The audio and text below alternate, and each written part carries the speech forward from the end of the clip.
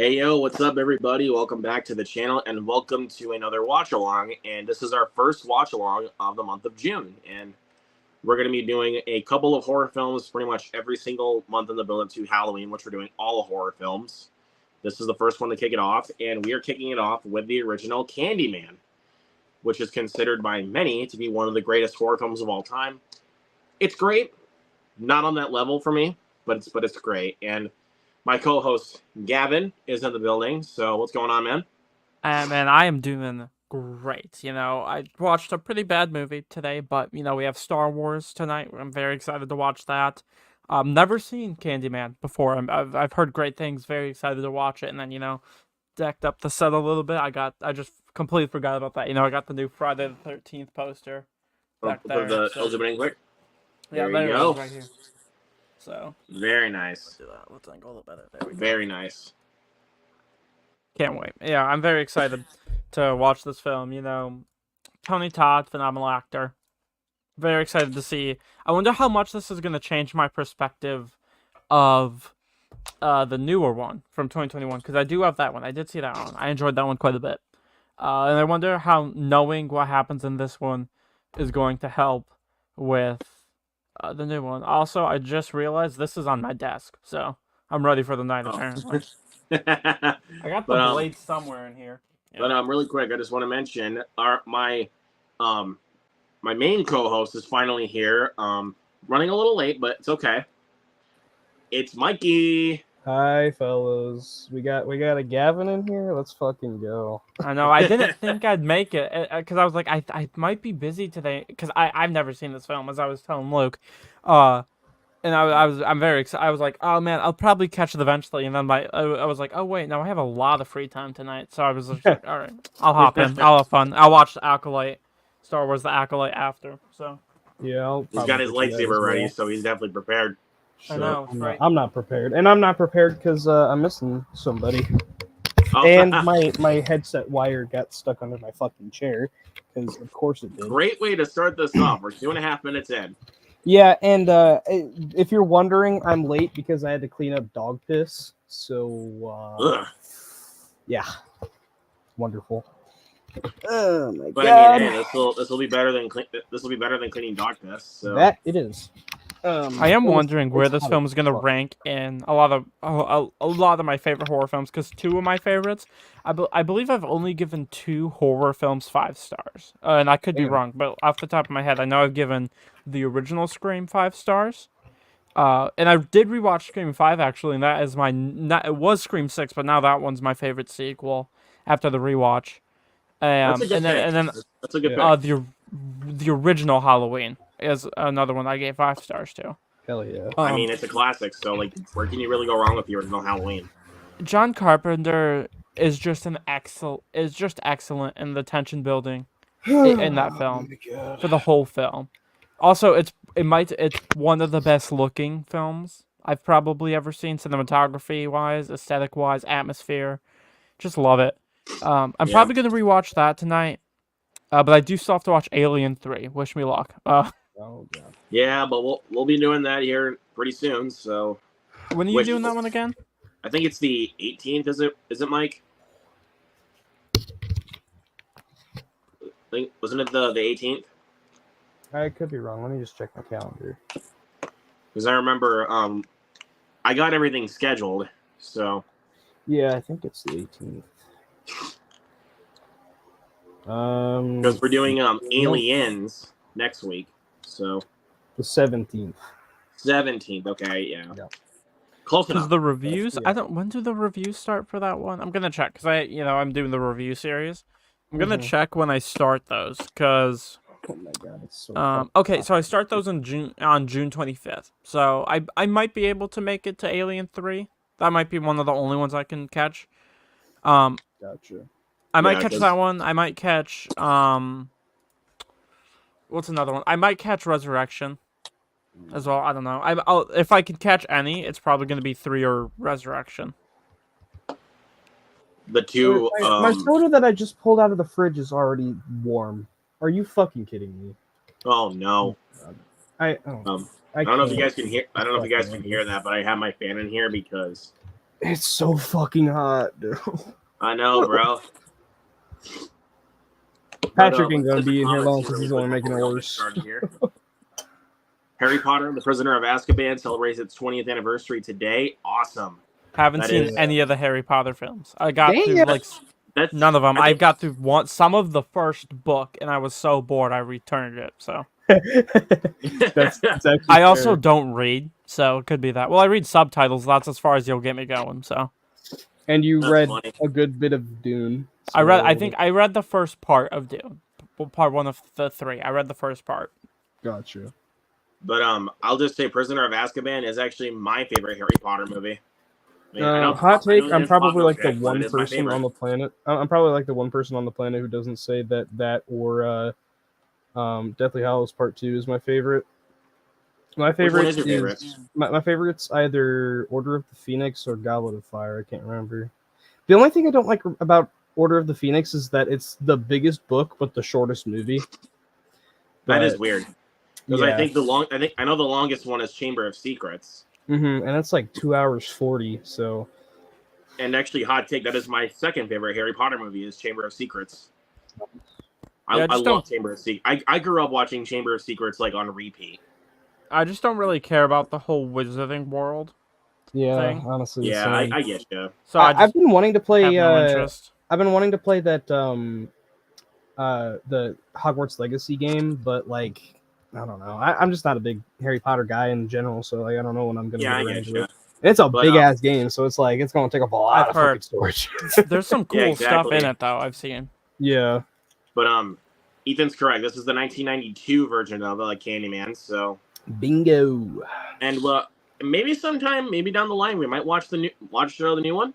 I do enjoy that October. one. Yeah, Biggest it's a good one. complaint: last 10 Good. minutes. I think the last 10 minutes kind of suck.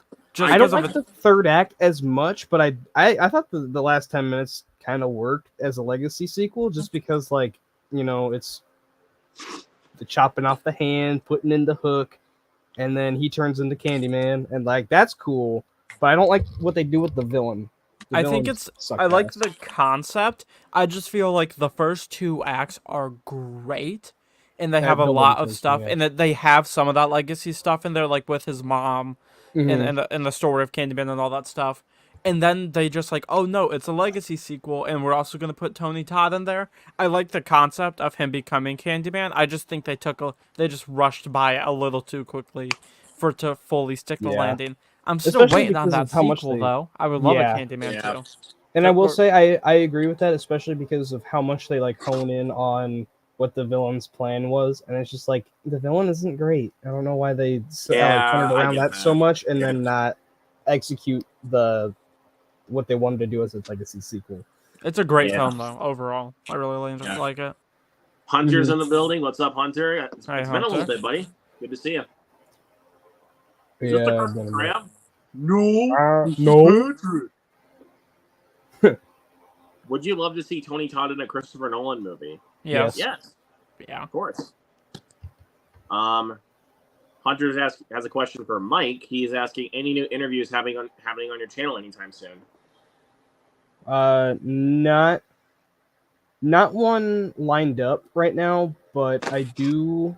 I am in talks with a couple of horror YouTubers, or not horror YouTubers, just movie YouTubers in general. So Nice. There you go. yeah,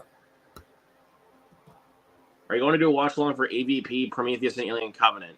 We're only doing the first Alien versus Predator. We're not doing Requiem. I thought you weren't doing either of them. I thought you were doing Alien only 1, doing the the first Alien versus Resurrection, Predator. yeah. Prometheus and Covenant. I didn't. I thought you guys weren't doing either of the Nah, AVPs. we're gonna do the first AVP just because, like, at least that one you can fucking watch. the other one, Because Requiem, you can't. It's not. because Yeah. the lighting is so dark. Well, and the thing is too, though, is that you can't technically watch the movie, so it's not a watch along, and you can't roast it because you can't fucking see what's going on. So, like, The only thing we'd even be saying if we did a roast fest of it is that we can't see anything.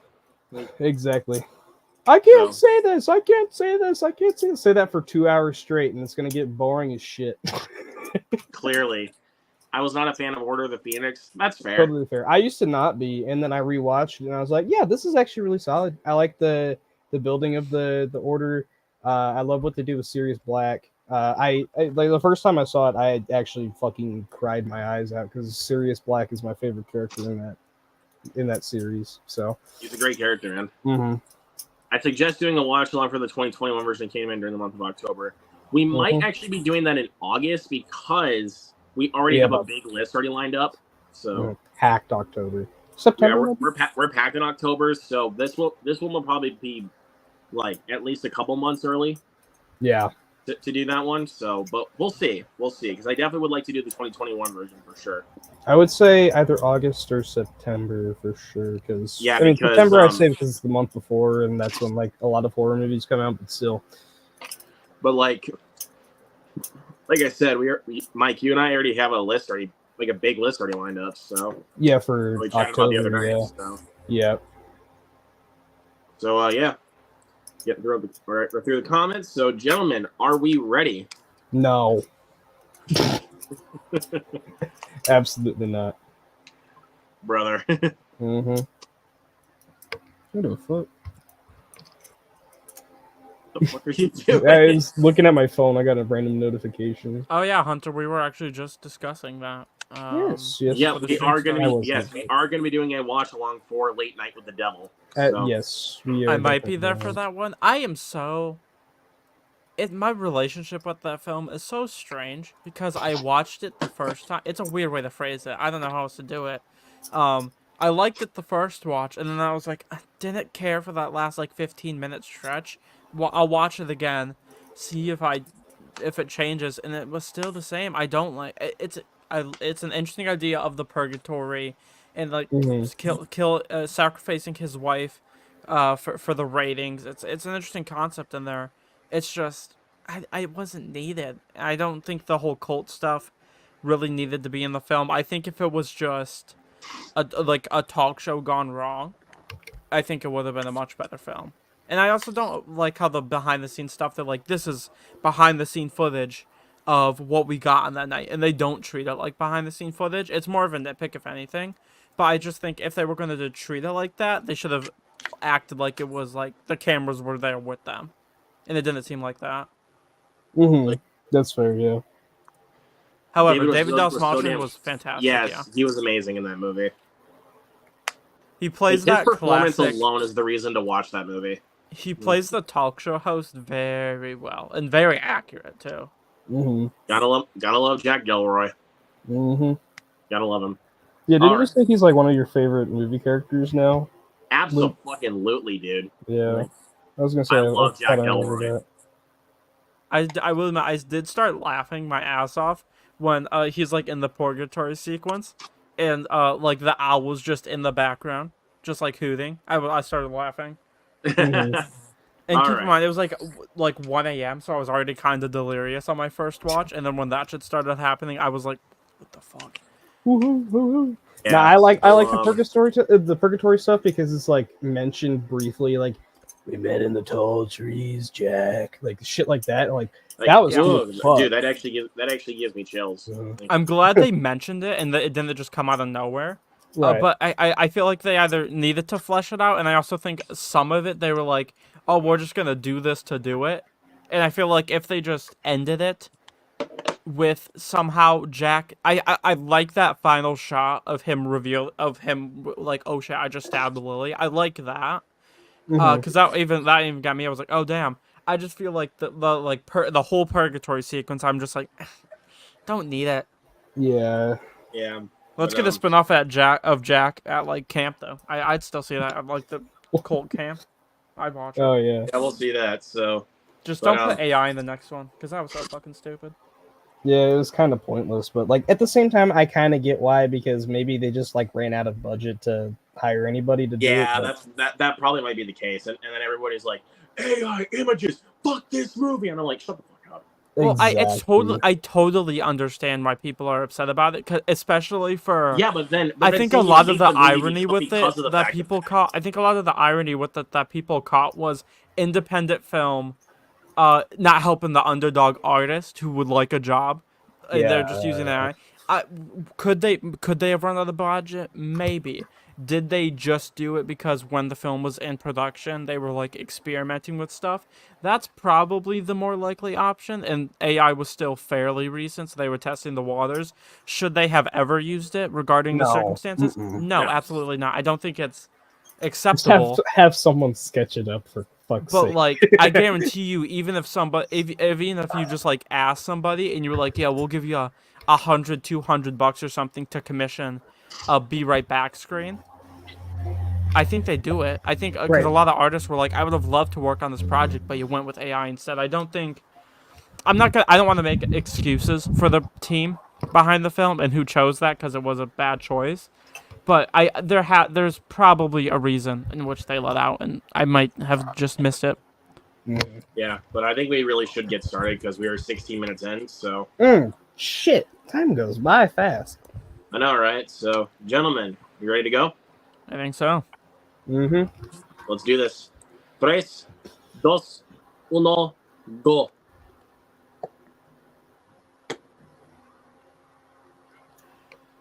Classic Well- Universal logo. Oh shit, I got a TriStar logo. What? What are you watching it on? Just pause it. DVD. Just Okay. pause it, then, Mike. TriStar Pictures. If I do enjoy this film, though, I'll probably buy the Scream Factory 4K because my local. I have Okay, like now, in my. oh wait, So wait, how far are you into the TriStar logo? Oh, now I'm getting a TriStar Um, logo. Oh, so it's like the old TriStar with the horse running.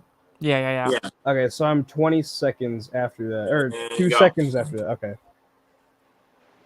Wait, it's on black Go for right you ahead. guys. Yeah, mine TriStar just faded to black. It's Just fade it black out, right yeah. now. So TriStar she- Pictures presents. It's on the polygrams, so. Propaganda. I think we're synced up. Okay, Yep. so now it's the score kicking in. Oh Uh-huh. fuck! Yep, the and score. Dude, these opening credits are actually pretty sick. The score is so fucking haunting in this movie. I love it. Oh, yes, I 1000% agree. You know, if I could fucking hear it over my goddamn fan, but you know. Are there good jump scares in this film? Because I heard there are jump Oh, yeah. scares. Mm-hmm. Should I turn on? I'm gonna turn off my lights real quick. I'm gonna go I red. like that. Watching a horror movie in the dark. Red. What the fuck? Red. There we go. Because Mike, you know the movie I have to watch sometimes, like whenever it's the middle of the night. And It's still like sunny it's out dark. over here. Wait, what the hell? Skinner. Clive Barker. Yes. Yeah, did it- Shitamarink. Yeah. Yeah, Skinamarink, easy. I mean, Midamarink. Yeah. I did not Right? like the movie on the first watch, but I guarantee you, if I like, because I did this before, and I did it to my brother too, because it like freaks him out. Is in the basement we cut off all of the lights, and I have this classic VHS player, and I have a Texas Chainsaw Massacre VHS, and I put that in. It looks gorgeous Oh. on that, in the original film. And then like the staticky screen, and I just set it there, turned off all the lights, and I just had Camden just like look at the screen with all the lights off, just sitting in an empty room. Spooked. It's a little spooky. I'm not even gonna lie. Just sitting in the static. Yeah, it that- fucks But I with think your it's also senses better if you watch a it in the lot. middle of the night. Like, It fucks a lot. Because I will admit, I did finish. I watched Skinamarink in midday. I did start it. I like cut off all the lights. I was at my computer and I was watching Skinamarink. I was pretty into it. It's just a boring ass movie. But Kyle Edward Ball, he's a great guy. I've spoken to him many times. He's a fantastic dude. I want him to direct more because I think he has something here. Mhm. I just don't think it was Skinamarink. Yeah, that is a perfect movie for a short film. I agree because he did one too. It was called Heck Mhm. on YouTube. Yeah, and that's like the 100-minute adaptation of Heck. So There was no need for it to be an hour and 40. I was like, Jesus. exactly.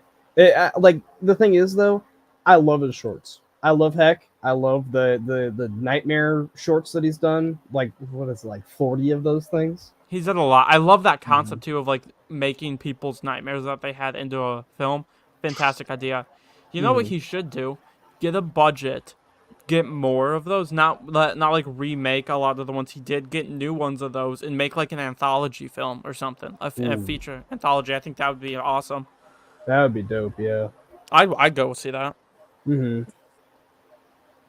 Yeah, like seek that out in the theater if he did that. Yeah, I think he has a lot of. Is that Ted Raimi? It looks like him. I don't I think that's Ted Raimi. remember when I said that about fucking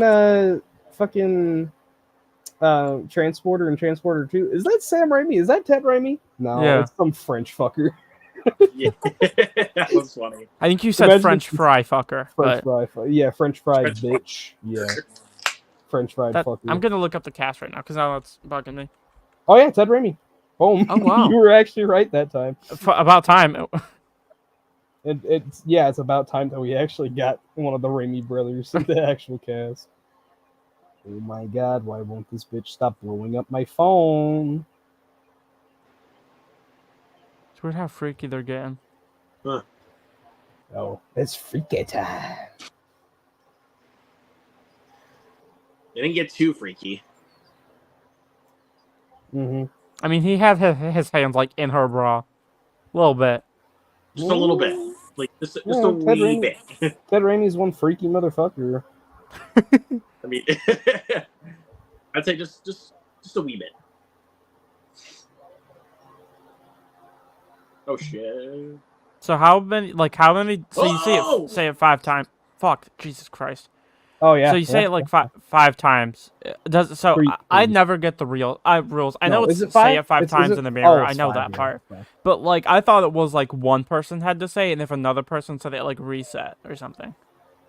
I didn't realize No. it was like continuous. No.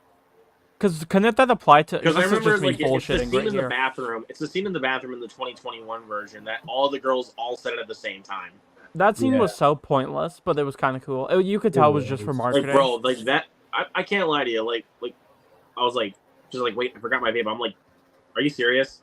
Like, is your vape that addicting that you have to go back over there and then boom?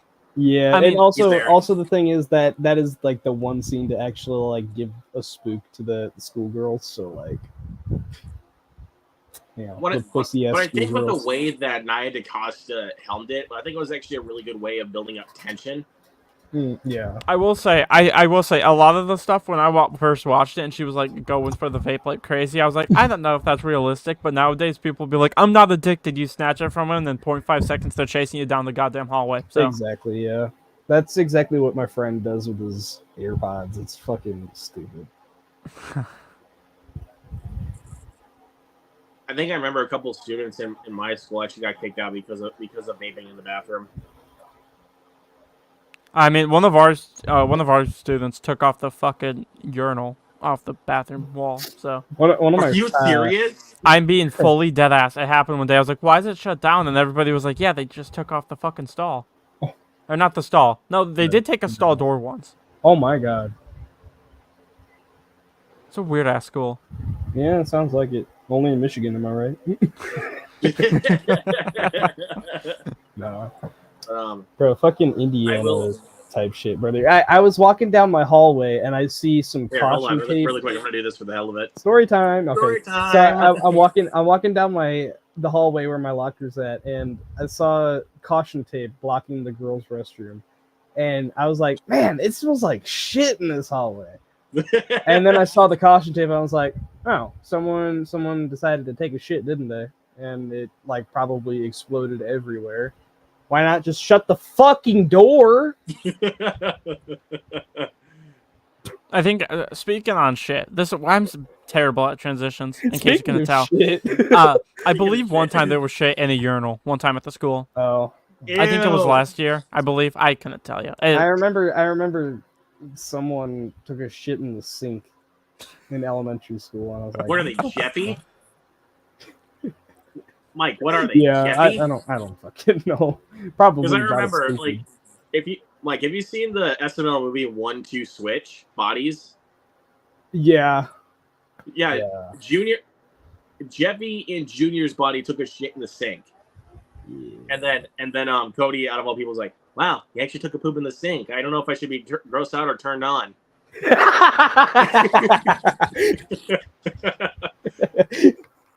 We know Cody. You know Cody. Cody. I mean,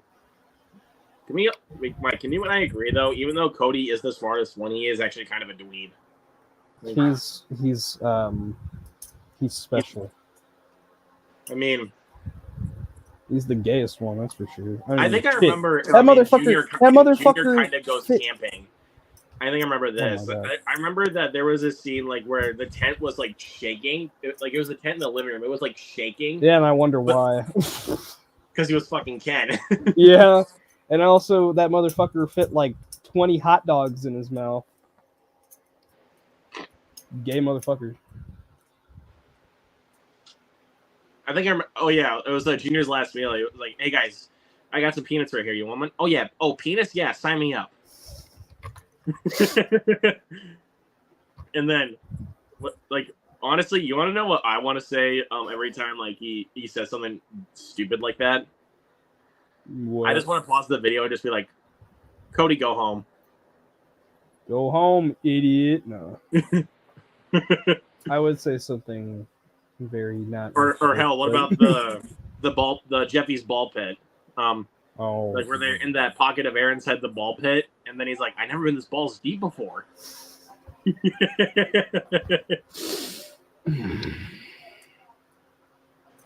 I heard skeet and balls, so I mean, I know. Did you guys earlier today? Did you guys see the Bad Boys BTS that Will Smith posted with the camera? No, I didn't. No. Oh, it was fantastic. I want to try and find it actually. Now that I say it real quick, because it's hard to describe, but it was like amazing. Yeah, put that in the group chat. Yeah, but here's some news about Bad Boys. I found it for Bad Boys. Yeah, apparently it's What? good. 69% right now on Rotten Yeah. Tomatoes. I think I might be seeing that Thursday. Nice. I'm seeing that Sunday. So I think Thursday I'm I'm gonna go gonna- see Bad Boys, and then Saturday after work I'm gonna go see The Watchers. I'm seeing I that wanna Thursday. I'm try- seeing Watchers Thursday. I'm seeing Gosh. Bad Boys Sunday, and then I'm watching Hitman on Friday. I did find it, by the way. Find Nice. what? The camera thing. Nice. Grab it. Okay. Take a look. Oh. Oh, I don't know if that works or not. We'll try it. Oh, Yo, first that's- person POV. Oh my god. It's not just. Oh, just wait. Wait, is he? No, he's not directing. Okay, it's It's the two guys that made the last Yeah. one. Look Dude, at that. that Oh is my so god, dude, fucking that is cool. amazing. That is so fucking cool. Oh my god, They built a whole ass rig for that movie. that's awesome. That's Bro, so sweet. that is amazing. I can't wait for that fucking movie, dude. I love the last one. The last one I was love- my favorite. I love 2 and I love 3. The first one I like a lot, but I don't love 2. 2 just fucking rules. It was It's just like- so much fun. It's the I think quintessential right Michael after Bay. we're done, Michael we're Bay. gonna movie. watch rewatch the first Bad Boys. Yeah, it's like the second one is just like the quintessential Michael Bay Freeze, movie. bitch. Now, put Oh, the gun Michael down. Bay dick. Like, Yeah. listen to this. Stand down, put the gun down, and give me a pack. Give me a pack of tropical bubblicious and some Skittles. I don't think I unfortunately have a lot of time this week to be able to watch all of the 3 Bad Boys films. Yeah. I want to at least watch For Life, because that one is probably going to be the most similar to the new one. But I Yeah. will say they fucked up bad on these titles. Bad Boys 3 should have been Ride or Die. Bad Boys 4 should have been Bad Boys for Life. It was right there. Yeah. I think calling it Bad Boys for Life, I think would have been a bit too on the nose. I mean, why Yeah. not though? It's there. I say use it. It's the same thing with Scream 4. I think Mm-hmm. just use it. It's fun. And okay, but like they didn't use 5 Cream for Scream 5, but, Which you know. they should have. I think they should have. They should have. Like, I get that Cream. why they called it Scream 5 or just Scream because one, it's been 10 years. They weren't sure if people would show up, and then 2, it fits the like the theme of the movie of the prequels, calling it the same thing. But just call it. They went back to numbering it. They may as well just call it 5 Cream. Yeah. I remember, I like that fan art Mike, poster. I remember. I think it was actually a couple of years back when I did one of my Q&As that you were the one that said, "Why didn't they just call it Jackass Forever?" Exactly. They didn't actually they? should have. But then I thought that was a good idea, but at the same time, it's a bit on the nose. Okay, but Jackass is on the nose. It's Jackass. Even if it's a Fucking film, Jackass. it's a franchise called Jackass. I think they can replace the word for with the number 4. Exactly. Well, I mean, they made Jackass 3D, so Exactly. It's fucking on the nose. I think like I don't know personally how they were able to even show that in 3D. Like I want to know how they talking did about it. 'Cause, you guys know I'm talking about Jackass 3. Yeah. I don't know So how I they were think able to I show that personally in 3D. think I don't care if a film puts like a number in there for the franchise. I like it when they do that. Actually, I think it's clever. Or when Yeah. they like hide it in there, which I don't know if you guys caught this. The Insidious films do that a lot, where where every letter or word that's highlighted red, it signifies the number of the film. So if I go. I probably won't screen share. I'll go Insidious 2. If you go to Insidious Chapter 2, the S and the I are highlighted for 2. Insidious 3, the all 3 of the I's in Insidious are highlighted for 3. Insidious 4, which is a piece of dog shit. The Yeah. I kind of beg to differ on that. I actually like the last key. I fucking hate it. The S, I, the I, and the U are all highlighted for Insidious 5. And then for the red door, S and I are highlighted, and then RED are highlighted for 5. So they always from the main logos, they always highlighted the amount. I don't know if it was intentional. I think it would have had to be, but I noticed that every single one that was highlighted was corresponded with the number of the film. Yeah. Yeah, I get that. But, here's how I go for me for the Insidious movies. The first one I love. It's one of my favorite horror movies of all time. It actually genuinely freaked me out as a kid because that was actually also one of the first horror films I actually watched. Like it genuinely freaked me out. 2 I like, but it's nowhere near as good. 3 I do not care for. I think 3 is actually. Ah! Fuck. Oh. Sorry, continue. Fuck me, guys. No, it's okay, man. It's okay. It's okay. That scared the shit out of me. Because she was like, Trevor, and I was like, no one's there. And my dumbass got closer to my fucking monitor. And then God. just go kaboom. God damn. Yeah, keep going, Luke. Whew. Okay, sorry. So Insidious Chapter 3, I don't care for. It's very mid in my opinion. Even though Lee Winnell is a great director with what he did with Upgrade and The Invisible Man. But I don't care for Chapter 3. I thought it was pretty pointless. Yeah, Chapter 4 is pretty Insidious The Last Key I actually do enjoy. That's actually my hot take. I prefer The Last Key over Chapter 3. Yeah. The red door, you guys know how I feel about it. I fucking hate the red door. Terrible. Like all it is just a recap of the first 2 films. And we already know what happens in the first 2 films. Like we already know what happens. And then we're getting Insidious next year. I want this franchise to die. It clearly won't. I mean, everybody. The 5th one made so much, but I was like, okay, they're gonna do the last one again, and then it made so much fucking money. Has anyone heard of this? Yeah, I have. So unfortunately, what is it? yeah. Thread? So Thread, Insidious Thread. Tale? I have no idea what that one. What happened to that one? I don't know if that's still happening. Right now, they haven't confirmed it. I'm subscribed to the Blumhouse newsletter. They were telling me about it. It is just Insidious 6 right now, so I don't think they're doing Thread. I will say, the original Insidious 5 title was so much better. So the title, was Insidious the Red Door. Mm-hmm. It was originally Insidious Fear the Dark, and I much prefer that title. I think that's such a better title. Because the red door is like significant in all of them. What makes it significant? Like it was just a mystery thing that happened in like the first movie. But Fear the Dark, ooh, that's a good ass tagline right there. Mm-hmm. But my thoughts, I think the first one's okay. I really dislike the second one. I thought 3 was okay as well. I thought it was alright. I preferred it over the first 2 though. Just because a lot of the imagery I thought was pretty fucked up.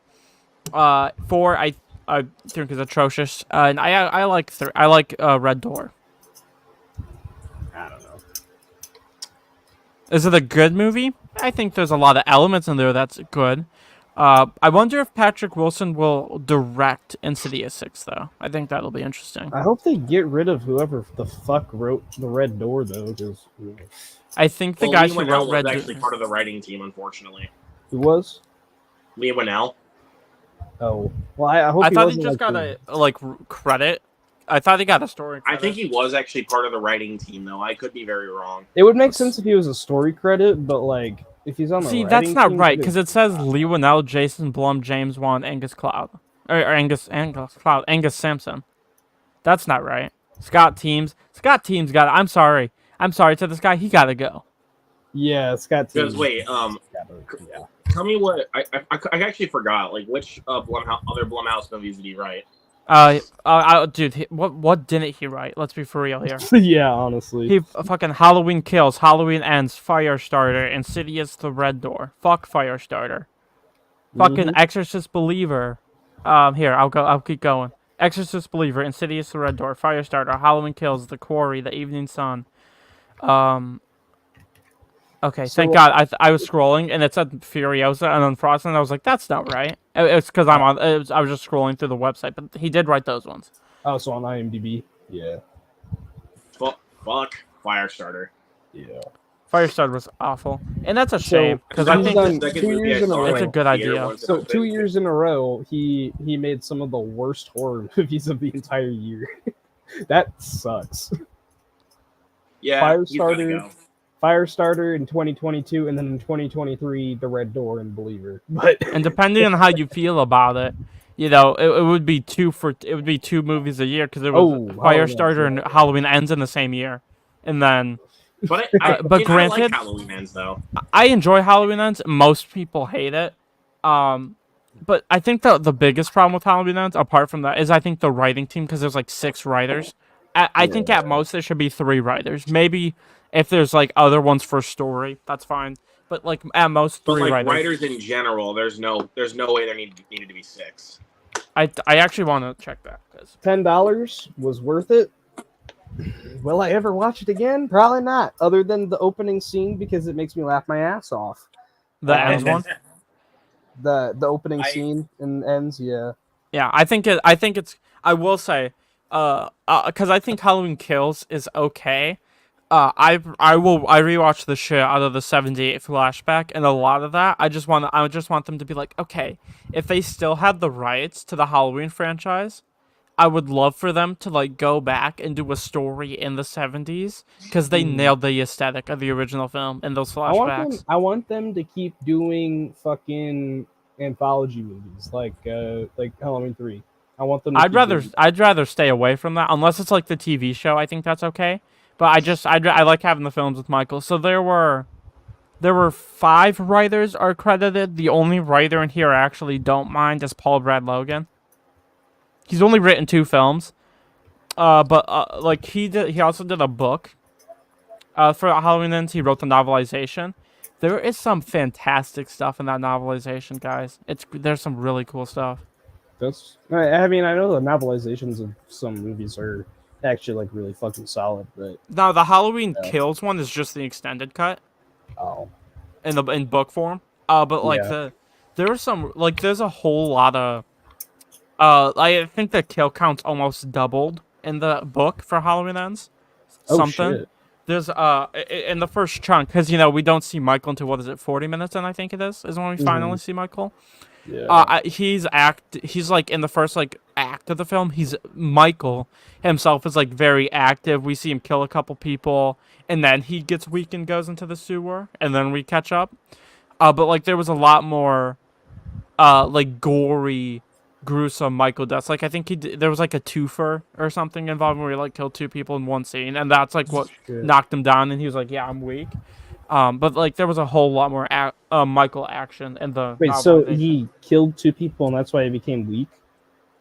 No, so he was already. So I think it picked up after, like almost right after Kills, and or maybe not or something, because I think he might have already been living in the sewer. I don't remember it too much, but he like killed a couple people, and then when he killed 2 truckers, and they like beat him down pretty bad, and he was like, okay, I gotta go rest. But, like he was already weak. That just kind of helped it, pretty much, I guess you could say. Okay, yeah. Yeah. Because I don't know.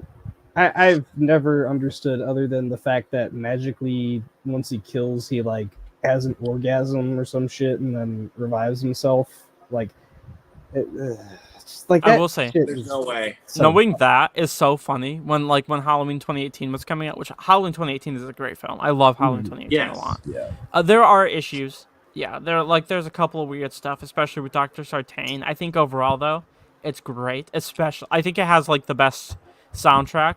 It's weird how the trilogy works. I think of the whole franchise, I think 2018 has the best score. Mm-hmm. That's the best score of Especially the when franchise. Allison sees Michael at the gate. Mm-hmm. After uh pinning up that one guy. I think the score they do there is Yeah, great. Allison, or I think the shake Kills hunts has the Allison, or best. whatever it's Yeah, called. I think that Yeah. is. I think that's it. Kills I think has the one of the best Michaels. I don't know if I would say the best, but it's up there. The most And vicious. I think Ends has the best like aesthetic of Halloween. I think apart from the original, I think it feels the most like Halloween. Yeah. Not in film, obviously, because Like, it's not really. yeah.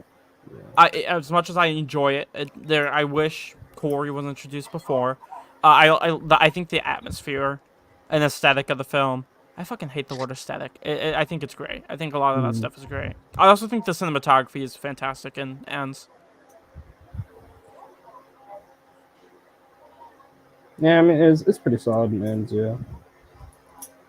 Okay, so in the novelization, do they ever explain like what is up with Michael having an orgasm when he kills somebody? Like, did they ever explain that, or did they I expand on what it is? I think what happened with that is it was that stuff was very similar to the movie, where Okay, it was like every time he kills, he transcends into something more. okay, So it was I don't know. I was just thinking, That line was kind of is that just iffy. like poorly? I was just thinking, like, is it poorly visualized, or is that the actual concept and it just fucking sucks? it's a And like, very similar concept. It's better in the book, but it is much more of a similar concept to it. And he does it. I think he does it more in the movie or in the book. I think he does it a couple of times more. I think that, and then a lot of the way they describe like when he transfers the evil to Corey, they did that. I can't remember the wording of it. But the way they described it was really cool in the book. I like how they did it a lot. I made it make a lot more. so Even though I'm a little mixed on him transferring evil or some shit, but like, that doesn't make still, any sense at all. Like, still, I think how the fuck does one transfer? yeah, it's a bad concept, Yeah. but the way they do it in the book, the book, I think if they adapted the book into the movie instead of, because the book was what the extended cut would have been. Mhm. But I think the book also has an alternate ending, which the alternate ending fucking sucks for the movie. I don't know if you guys know what it is, but I think people would have been more okay with the ends if the book, except for the ending, if the book was the one that we got in movie form, just because there's a lot more Michael. Yeah. I think So there's like what was that so extended ending? the ending of the movie was, and this was one of the endings. I can't remember which one they used in the book, but like, like it pretty much plays out the same with Michael, dying and Laurie killing him, Mhm. but Yeah. they tease at the end of it. So the final shot isn't the mask on the table. It's like I can't remember if Allison stays or not. I don't remember all the details, but it's something where like the evil is in Laurie now, and she's The like fuck? supposed to become the next Michael Myers. Fuck off! What And the that was like hell? one that was I don't know Fuck. if that's the one in the book. Um, but that was like one that was talked about and discussed, and that was one that was like um there was also there was that one. There was one where Laurie also died. I don't know if she remembered if she died alongside Michael, but there was one where Laurie did die in Halloween Ends. But the yeah, this is the worst one. Okay, so I did find a quote from I don't know if this is from the book, but there's someone talking about it. In the end, in this ending, Laurie gets infected by Michael's evil and attempts to strangle Allison, but manages to stop herself and tell Allison to leave, which she does. Laurie becomes a recluse. She becomes reclusive, locked in a house at the end to control the evil that was infecting her, and that's how Halloween Ends would have ended, and that was it. So That is fucking terrible. Whoever thought of that, I want to punch in the face. I Yeah. think the best ending is the one we got. Yeah, that. I that think is if they definitely were the gonna best do ending. either, it was the one we got, or it was both of them going down. Mhm. I think those were Well, the endings. the only thing about the ending of the movie that I don't like is the fact that like Laurie's able to take down Michael like that. I do agree. I think the fight was too easy, and then when he like got his hand free and started choking her, she was just like, "Kill me now." I think it was like, Exactly. why? Unless the only way it would make sense is if she saw Allison, and if that's the case, they did a bad job at portraying it because they didn't show her looking over or anything and noticing Allison there, and she was just like trying to hold Michael, so he didn't do anything to get. I don't know how else they would have done it. I think they should have not done that. Or I think they should have extended the fight, made it a lot harder of a fight for Laurie. I Mhm. like the fight, but I think it was a little too one-sided It to some is, extent. especially because the whole movie is focused on Michael recharging his evil and having orgasms and shit. Like, And I will say, I do think kind of the order was a little mixed up. I think it should have gone like kind of what Ends did, where like she's healed, she's fine, and Michael's like hiding away since the 70s. And then we transition into 2018 in Kills, and like Kills actually has an ending mhm. and stuff. And I think we just cut out the Corey stuff. I think we just cut out the alternate killer stuff. I think if they were to do it, I think they shouldn't have killed Corey in the end. Because I think what was the point if you're just gonna kill him off at the end of this movie? I think if they were like, if we wanted to make more, I think they should have let Corey live. And if they were going to do more, they do it instead of Michael and Laurie, it's Corey and Allison. I think Well, if they were going to continue the franchise. Here's my pitch. If you wanted to make Corey better, don't make him get bullied by some random ass bad band kids and cut out the whole opening shit with him being a terrible ass babysitter and set him up in Kills. Like have him set up, and then after, Laurie like is on the phone, looks out, has the knife and whatnot, have Corey like cut away, and he's like cut away and Corey's in the sewers, and then Michael pins him up against the wall, and that's how the movie ends, and then cuts to ends. I think what they should have done is make it because you know how they kill Cameron and Kills. I Mhm. think that when like he has the shotgun and he charges at Michael and he grabs him, I think instead of Corey, it should have been Cameron if they were gonna do anybody. And when he has like Cameron, that's when like if they were gonna do the evil transfer thing, that's when the evil transfer's over. Mhm. And do it that way, leave him alive, and Michael like does that, drops him, and then we like continue on with Kills as is.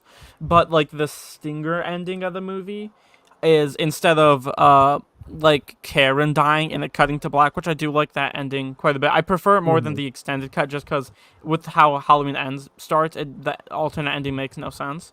Yeah, that's probably why they made it the alternate Right. ending. Because I feel like they were either going to do it on the same night and then they switched it. Yeah, So, but I which they think should have, but they I didn't think have if they enough like story yet. switched out the stuff, cut out Cameron or cut out Corey and made it Cameron, and then ended it with a stinger as like, oh, Corey might be evil, and then, because then I think if Michael's more reclused in Halloween, like still give us more of him, but if he's more reclused in Halloween Ends, and if it's a character we know from the trilogy instead of a newcomer, I think it Mhm. would have been better. I think it should have been, if it was anybody, I think it should have been Cameron. Just because Yeah, that would be the one that it would make the most just sense and require the yeah, least amount of changing. or just have Corey set up in the other movies. Or just have Corey in it. But I feel like that because I don't know where they would put him in like with what they do with him. I don't know where they would put him in the other ones. I think the easiest way to put it is do like kind of like a love triangle situation Yeah. where they have like Corey Challengers. and Cameron. Yeah. Basically, just do challengers, but with Allison, Corey, and Cameron. But yeah, I think that's probably like the best way you could have even put them in the other two movies. But like, Mm-hmm. oh. I don't know. It's such a fascinating. It's so fascinating the entire trilogy because apparently it started off they were gonna make two. Oh, the plan was that Blumhouse got the rights. They got David Gordon Green, and they pitched two movies. They pitched they pitched Halloween and Halloween Kills, and they were like, let's shoot these back to back. And then before production started, they were like, all right, let's do the first one, see how it's received, go from there, and then critical and box office smash. And so then they greenlit two more. So then they had to make up stuff for the third one. So they had one and Kills planned out. Which you can kind of tell that those two were like always the ones that if they were going to do more, it was going to be Kills. Compared to Ends where they just like made up some bullshit. Honestly, I think it probably would have worked better even because then like you have that timeline that's as a complete trilogy.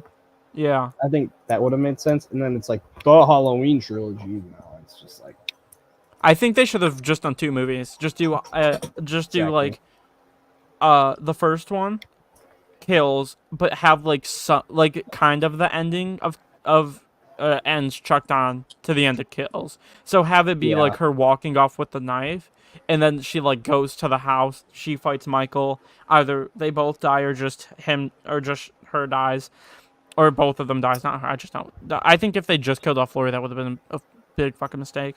But either kill her or kill both. Kill him or kill both. Jesus, my fucking brain is fried. Kill him or kill both. There we go. Jesus Christ. And then end it in the same way that they ended Ends. I just think two movies would have been better on the same night. Would have made more sense. Would have been better. Kills is fun as hell, though. I will admit, Kills is such a fun movie. Characters are terrible, but it's fun. I don't give a shit what people say about the characters. It's a slasher movie. Every slasher movie has terribly stupid characters. So like, I don't give a fuck. I don't hate it as much as a lot of people do, because I am much more lenient on dumb characters with slashers. But I think the biggest problem with because I think if it was the other characters, I'd be like, okay, because the whole mob mentality thing, it's happened before. It does make sense why people would Jesus fuck.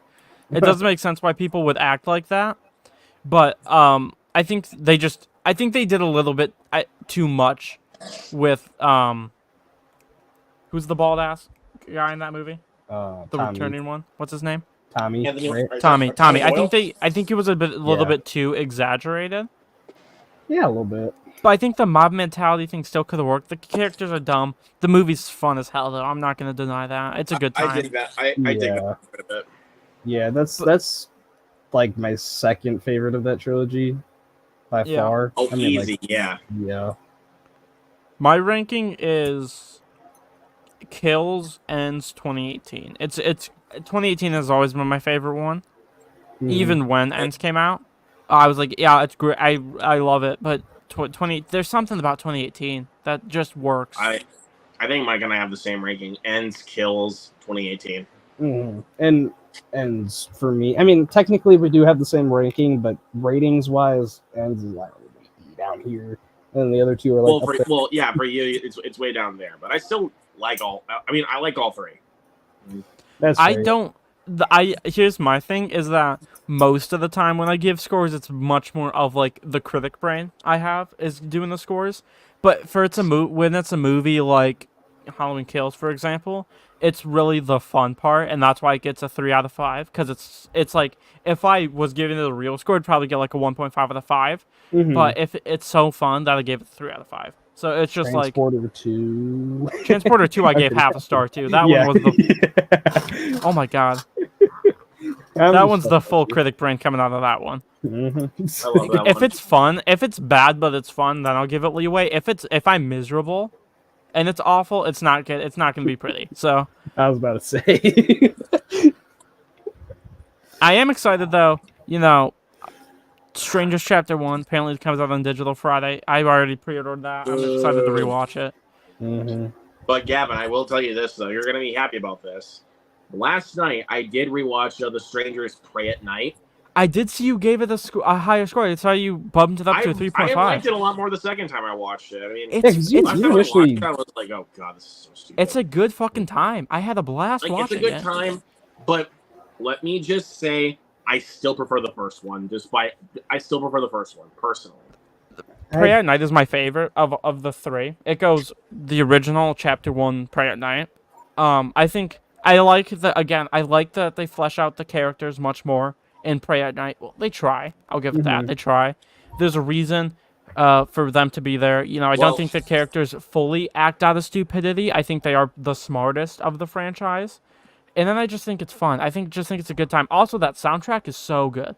The soundtrack in Pray at Night is fantastic. I will say I didn't finish. Pray at Night, it kind of gives me a big boost on it, but I will say, I think Pray at Night does kind of have the same problem as the first film. Like in my personal opinion, I think it does kind of have the same problem. Like of the characters being pretty idiotic. They're not as idiotic. Like let me just say, they're not as idiotic, but they are still really stupid. Yeah, I think they're on the same level as dumb as a film. I think they're the smartest of the franchise of the trilogy of all three so far. I think the Pray at Night characters are the smartest. The way it's interesting to me. Pray at Night, I'm in a very similar camp as I am with Thanksgiving, where it's a slasher film, full-heartedly. Characters, they make some dumb decisions. Overall, it's a good time though. Characters are pretty shallow. But like Pray at Night, a lot of the stuff worked for me. I thought the soundtrack was great. That pool scene, it's so good. That pool scene is so good. Speaking of like good soundtracks, though, I don't really plan on finishing the movie. I wasn't very enjoying that. I got almost halfway through. The soundtrack in Beverly Hills Cop. Oh my god! What? I'm not enjoying it, but it's a good ass soundtrack. I will say, Eddie Murphy. Bro, that hurts, man. I love him in the movie. I think Eddie Murphy's great. I was fucking bored as hell. I think he's great in the movie. I was so bored. Hurts, I just wasn't interested in the mystery of it. I was just like, I don't care. I don't give a shit. Eddie Murphy's fun, but it wasn't enough for me to want to stick through with the movie. I'll probably.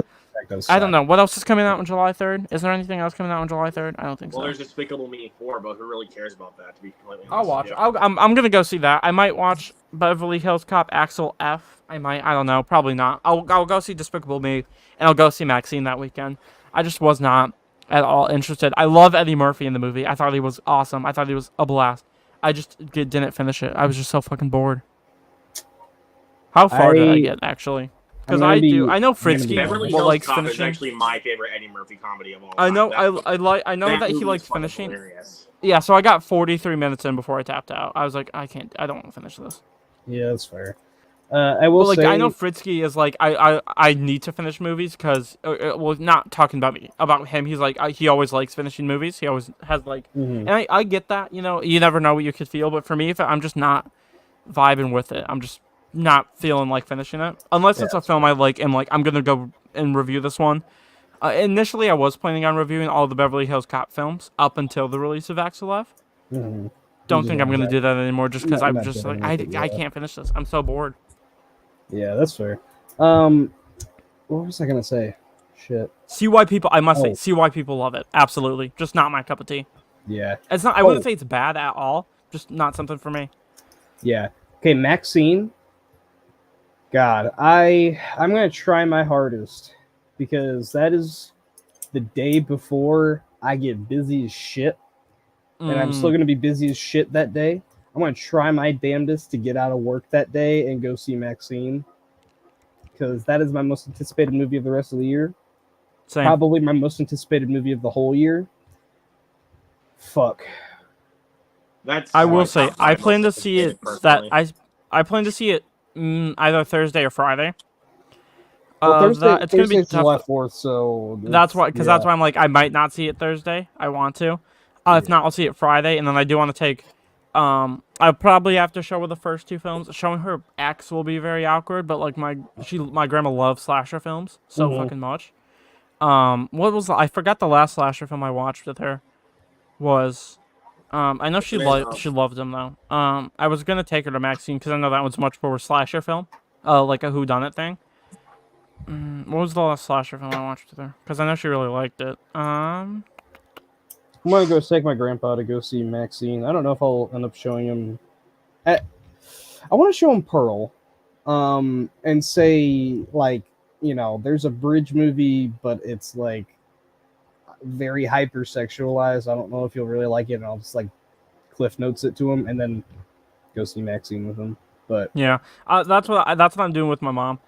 She does. I will say she keeps asking me because I'm very excited for Kinds of Kindness. Oh.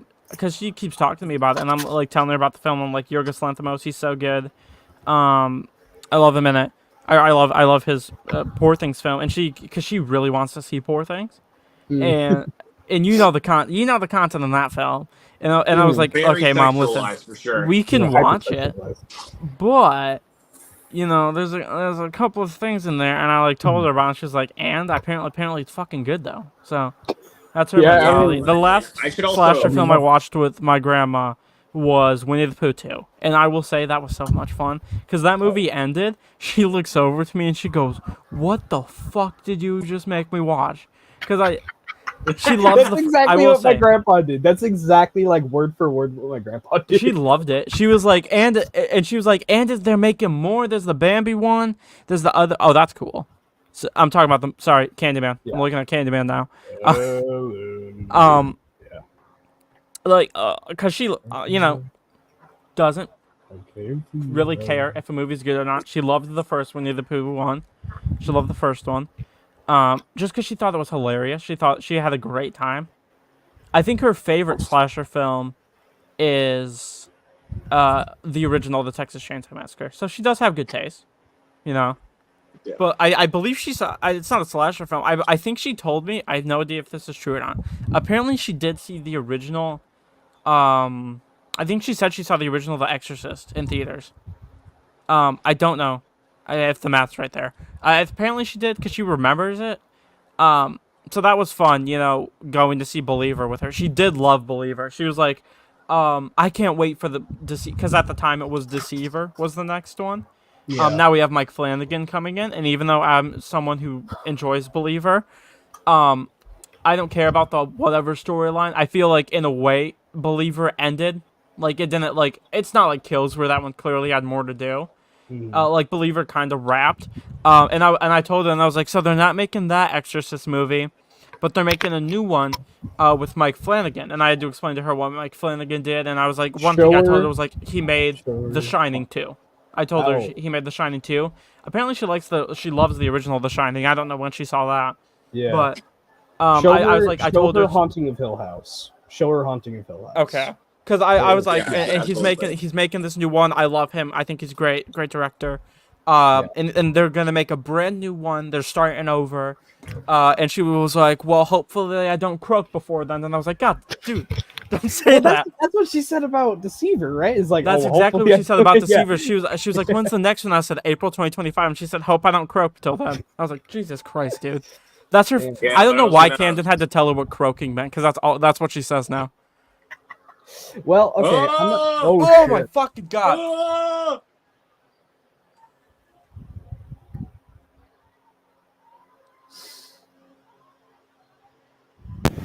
Well, on that note, I'm gonna go grab some pizza. Oh no. Oh no.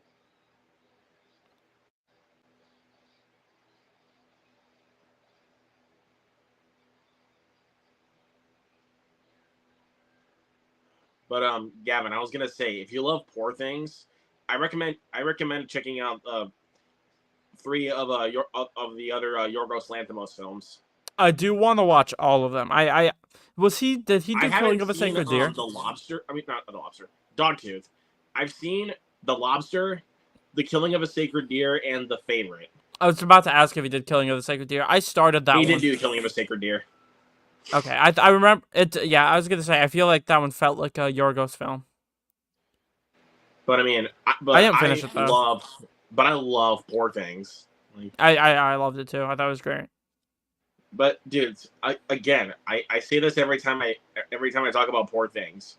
I should have mentally prepared myself before I watched it, because I get that, but at the same time, I don't think it was that bad. Like there was a couple, I think it's stuff with pretty graphic though. Like, to be real though, it's pretty graphic with the sex scenes. The surgery, I would admit that one caught me a little off guard. The sex scenes though, it was like, yeah, they were graphic, but they weren't I wasn't necessarily taken aback by them.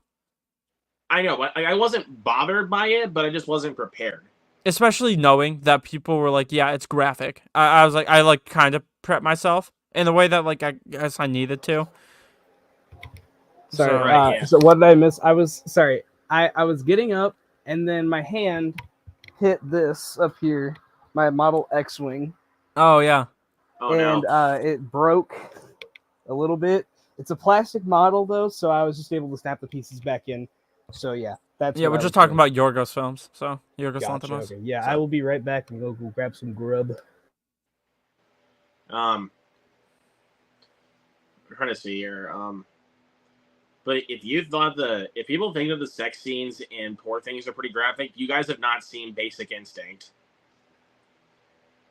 That film is graphic with the sex scenes. I was more taken aback by the Crank movies, if I'm being honest. But at least they were funny. Like, No, I'm not like saying that those because were they funny. were like graphic or anything. I was just taken more aback by them because they were like batshit. I mean, yeah, that makes sense. But like when you see that happen, though, you're just laughing. Like, I was more in 'cause- shock, if anything. But Jesus Christ, what a weird thing. but I mean, hey, if it works, it works. So can't complain too much.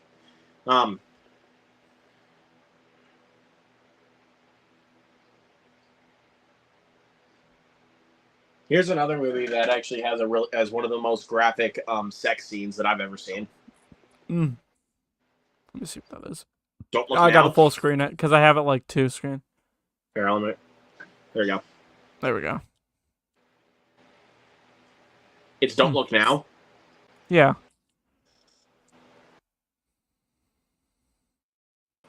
What did I do? I kicked myself out for some reason.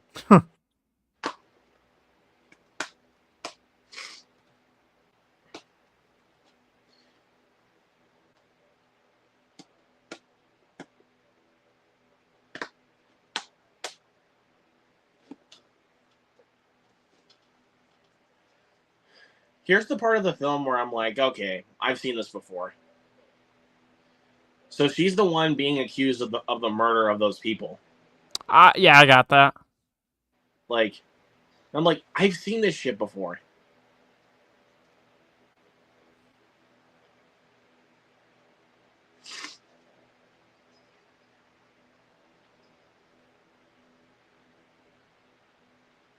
Like, one where I actually think it actually does it pretty well is a little movie called The Negotiator, starring Samuel L. Jackson. So he's a police negotiator that gets accused of murder. So that way because of that, he decides to take a bunch of hostages. So now he's in charge. What movie is this? I was talking about The Negotiator because there's a plot in this movie that I was like, I've seen this before. Like, Virginia Madsen is the one being accused of murder of all those people, and I'm like, have I not seen this before? Well, I mean, yeah, it's a used plot, but like, it's effective as fuck. I just don't feel like that kind of. I just don't think that plot actually comes together very well, in my opinion. Because that plot line is just so overused.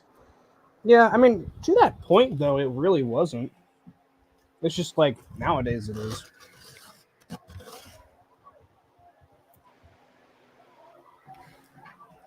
Well, a movie where I felt like they did that well, like where someone was being accused of murder, was Primal Fear. Like, I felt like they did that really well. Like, was that before this or? That was after this movie. Like, I hadn't seen this some by the time I watched Primal Fear.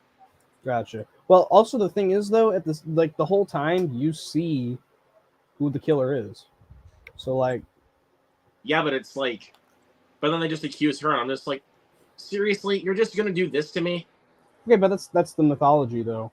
Like, she's the only one who's seen it because she said Candyman. Yeah, I'll agree. But just for me, I don't think it works very well. Like, in this, are you talking about in this film? Mm-hmm. Yeah. I think it makes honestly the most sense from what I've seen in this film, because one, she said Candyman. She's the one seeing him. 2, she was walking around all bloodied with the weapon in her hand. With the meat cleaver. With the meat cleaver in her hand. I think it perfectly might make sense why they were like, oh shit, it was her. Yeah, I totally get that. I think it makes a lot of sense in here.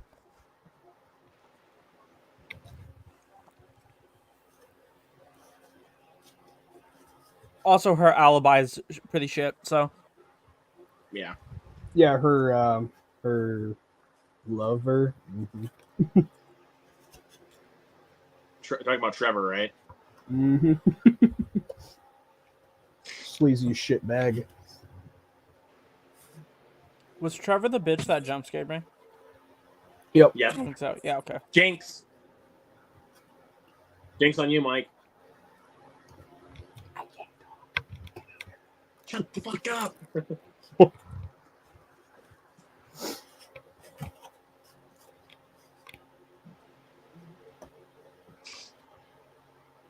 say my name. No, I'm not gonna do it.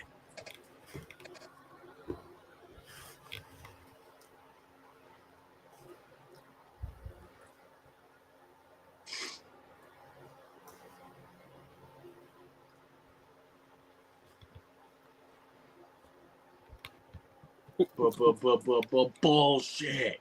Trevor kind of looks like a balding Edward Norton to me. I think I'm thinking of the right guy. Kind of does. I mean, Edward Norton didn't start acting until 1996. That was when they did Primal Fear, and I think that's also when they did The People versus Larry Flint.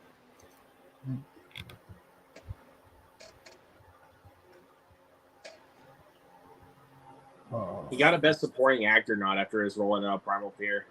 Was he in Argyle? No. Who am I thinking of? I'm thinking of somebody. You might Sam be thinking Rockwell. of Sam Rockwell. Sam Rockwell. That's him. That's who I'm thinking of. I still have You yet probably to were watch thinking of Argyle. Glass Onion when you were thinking of Edward Norton. Yep. I still need to watch. I still need to watch Argyle. I have no idea if I will or not, because it seems like one. Like I'm curious, but it also seems like one I'd hate. Just from what I've Probably. seen from it, it just seems pretty shit. Mike. You're trying to Had make to me get fall on for your these. tricks, buddy? Mm-hmm. Well, no, I was just trying to get out of the fucking jinx because I wanted to talk. Okay. Even though I cheated the system and said Sam Rockwell, but you know. All right, Mike. You can talk again. Yay. Scary.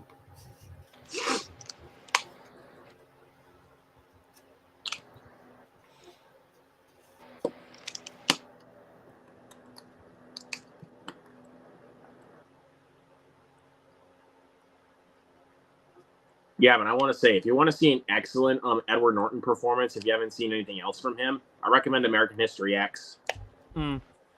It's a one-time watch. I'll just say that. It's a one-time watch, but it's very, very good. I need to watch it still, too. I just know that there's someone that gets, like, curb stomped. I don't know who it is, but... It was... Do you mind if I just say it? No. Then I'm not going to.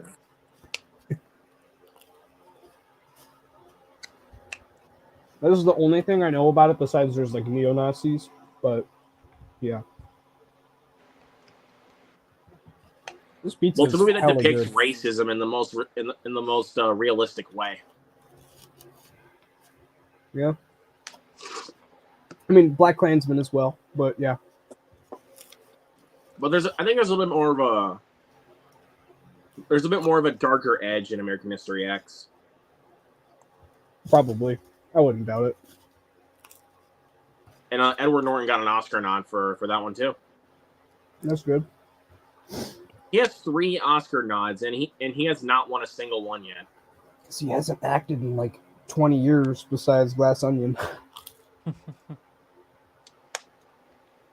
Well, 15. another thing is that he's very picky about his roles. So. Yeah, but he did the fucking Hulk. But there was a lot of behind-the-scenes clashing with the Incredible Hulk. Mm-hmm. Because another thing is, because he takes his work really, really seriously. What actor doesn't? No, but he's the one that, like... Dakota Johnson and Madam Web. What? That's true. Bro, she's so fun, especially in like the A lot of the press stuff. She's so fucking funny in that. Oh, Dakota Yeah, 'cause she Johnson. was so deadpan, and then the movie actually came out, and then she watched it, and she was like, "Yeah, this movie's kind of shit." Well, because I love the fact that she was like in one of the behind the scenes stuff. She was like, "I've always loved Marvel movies," and then in an interview, someone was like, "How many Marvel movies have you seen?" And she's like, "About 4% of them," which is like 15 minutes of one of them. She just doesn't give Wait, a who are you shit, talking about? Dakota Johnson? I love that. More like 0.4 because 4% would be like 2 movies. I don't know what she was. I don't think she really cared about doing the math right on that one. Yeah, because I was gonna say like there's a lot of fucking Marvel movies, but you know. You guys talking about Oh, Dakota Queso's Johnson live. or? Yeah, Yeah, Queso's live. And oh yeah, Dakota Johnson fired her manager after Madam Web came out. the trailer came out. Yeah, after the trailer came out, yeah, she fired her manager because she was guilt tripping to being into that movie. Good for her. I don't think she was guilt Well, I'm tripped. actually glad she did that because then maybe she'll get an agent that'll actually help a manager that will actually give her better roles in the future. I don't think she was guilt tripped. I'm pretty sure like everybody No, signed because on they for told just her like. it was an MCU movie, so she was guilt tripped. Well, that's not guilt tripping. It's not like that's not guilt tripping. That's just lying about what the movie is. That's basically just mismarketing. Yeah, that's just telling her not what the movie is, and she also like fully admitted to signing on to a different script. Yeah, and I want to see what that original version was too. Like I know Cam said this before. Like I'm curious to see what the fuck they actually filmed because I want to know how it would have worked as like them stopping Ezekiel Sims from killing a baby Peter Parker. I would have preferred that movie Mhm. because at least they would have been fucking Spider Woman in that one. Yeah, probably not.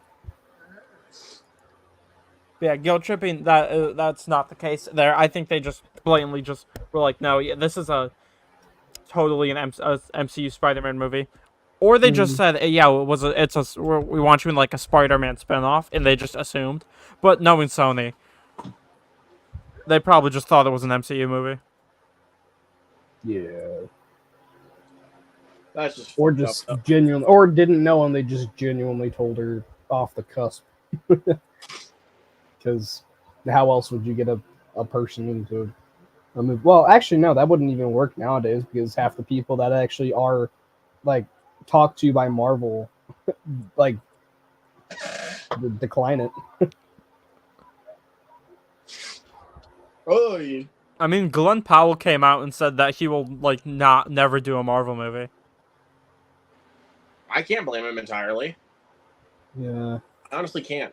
Like, I mean, they're running out of heroes. It seems like. Forgot how graphic the corpses are in this movie. they're very bloody. Graphic as shit, not just bloody. Her fucking like insides were out. Yeah, that's graphic as hell.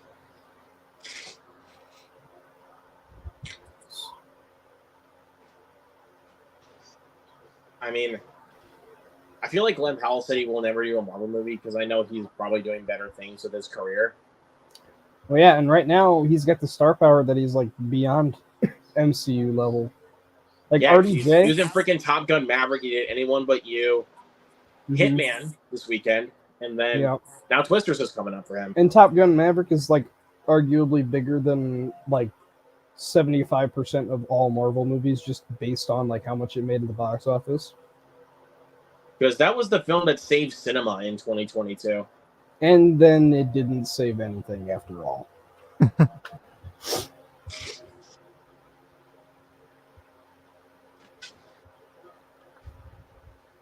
I mean, when it came out, though, it still saved theaters because it made $1 billion. And it was in the theater for like 2.5 It was. years. I think it like stayed until like fucking December or something like that. Well, Yeah, they it was in re-released there it for in a long December, time. so they re-released it in IMAX in December too. So Because it was like what May to like fucking like August or September or something. Then they brought it back in December, so it had a long ass theatrical run.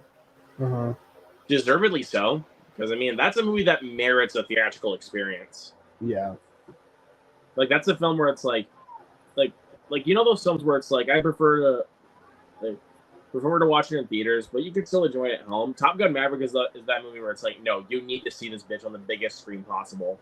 Yeah. And look, I'm glad that Barbie made $1 billion. Was it the movie that should have made $1 billion last year? Hell no. No. Am I glad that it did? Yeah, I'm glad I'm happy because it at did. least I'm glad it got success. I'm glad that any movie in general last year made $1 billion. So like, because it started off rough. the whole year was rough besides Barbie and Mario. Yeah. Like, yeah, because Mario was the first film last year to make $1 billion. Mm-hmm. I mean, it was March, 2 movies March did that or something? March wasn't terrible last year because you had Creed 3, you had John Wick 4, Scream 6, and then right after that was Mario. But I mean, Dungeons and Dragons was a bomb, but it wasn't like Dungeons and Dragons and Shazam were flops. It was yeah. Shazam was by all accounts a massive flop. Dungeons and Dragons almost broke even. Yeah. But it was still a flop though. Yeah, no, I mean obviously, but yeah. Well, I mean the thing is though is Shazam, it makes sense because no one had fucking interest in it. Like there was an excuse for that to bomb. Dungeons and Dragons, I think, was just placed smack dab in between. It was right in the middle between John Wick and Mario. Yeah, so it was like I mean, dead on same arrival. Could be said about Renfield. It was like smack dab after Mario came out. Yeah, it was Mario, and then what was the week after that? It was Renfield. I think I thought Renfield was the same week. After Renfield, no Renfield was the week after Mario. Yeah, but what was the week after? What was the week after Renfield? It was Air. Evil Dead. Evil Dead. Yeah, and there's also wait, Beau Was Afraid was that same day. Yeah, I mean, Beau Was Afraid didn't do great either. Yeah, but that's also it makes sense because it's a 3-hour long film and it's from A24. So yeah, 3 hour long. I don't think A24's name attached to it is really the case. I think it was a 3-hour to $25 million movie from and it didn't release worldwide. And it was an indie film as well, so it's 3-hour indie. It's just 3-hour indie is usually Bollywood cinema, so yeah. But I mean, actually, technically no, because Bollywood was almost 3 hours. RRR was 3 hours. The thing is, though, Bollywood movies aren't independent because Bollywood is basically Hollywood, but in India. That's just that's really just all. I'm saying in regards to they're just independent. They're just independent releases here, but they aren't. Yeah, you're all right, Mike. They aren't technically independent films. They're independent releases in the U.S., but they're not in India. So okay, so interesting thing here as well. I wanna point this out. Next month, I believe it's the same day that Maxine comes out. The first Indian movie to ever get picked up by an American studio, like a full-fledged American studio. It's coming out next month. It's called Kill. I can't fucking wait to see that movie because I want to know why this is the first movie, not RRR, not Jawan, not these actually really good movies that was picked up by an American studio and distributed by an American studio. That just seems really cool. I mean, especially because I was getting a full-fledged theatrical run where RRR was straight to Netflix. It was straight to Netflix. Well, I know that Jawan and Animal were theatrical runs. Yeah, but it wasn't a wide release. No, it was those were limited releases. Limited releases. I'd say that shows full confidence is if a major studio picks it up and it's not what's a good example? Cobweb was the one where had a big studio, they just didn't do shit with it. Yeah. That movie was just buried the weekend it came out. It was just buried and nobody saw it. Well, I mean, obviously, because they didn't market it, and then they pulled it, and then they quit it out a week later. Yeah, it was the same weekend as Barbenheimer, and nobody saw Cobweb. Which I obviously no shit, but just poor part. And then it did well on streaming, which I think is what they really only thing they cared about. Yeah, it just sucks because that movie would have been amazing. It would have played perfectly in theaters in October. Yeah, that's when they should have dropped it because it's again the atmosphere. Did you guys hear about the original ending for Scream 6? That was revealed. No. So it had Quinn surviving. She was gonna survive it. They were gonna shoot her in the head, but what was gonna happen was that, like they were gonna make it so it's not like dead center, and so like she was not resurrected, she just survived the bullet, and they said, "quote." Quinn would have been shot specifically in the head, not in the center. But when she comes back for one last scare, she is tased by Tara and left unconscious. As Sam is about to finish her off, Tara makes a surprising request. This is a quote from the script. Quote, "I want her to live. I want her to suffer. Please." So originally they were going to like put her in prison, was the plan for Quinn. I don't think I'm on board with that idea. Yeah, And then they went. Who's Quinn? Like, what's the significance of Quinn to do that? I don't know, because they already like they already faked death her in early in the film, but I'm glad they killed him off. I like the way that they did that, how they faked her death. Glad they. I actually didn't like that. I think that was fucking stupid. I don't think they should. I think they either should have perma killed her or just had two killers. I think that is the biggest issue with Scream 6 is the third act's messy. That's really it. I think the third act is messy. In the reveal, I just don't like it when they like do like same thing with Scream 3 where they like kill off the killer, and then it's revealed that they're alive. It's just fucking stupid. Mm-hmm. I think that is the weakest part. Is the third act set piece is great, but I think the biggest things holding Scream 6 back were killers were kind of lackluster. But I do have a story time regarding that, and then I think I also think that they were just too scared to kill off the characters. I think if they were going to kill off anybody, gonna say it, I think they should have killed off Mason Gooding, because I think like the double stab into the double like knife swipe would have been much more impactful if they actually fucking killed him. I think they should have killed off Gale. I think they should have done it. Yeah. It would have been ballsy after killing Dewey in 5, but like if they're gonna put her in it, you may as well. Because they did it so many times in the movie where like they were so close to killing him and they were like, JK.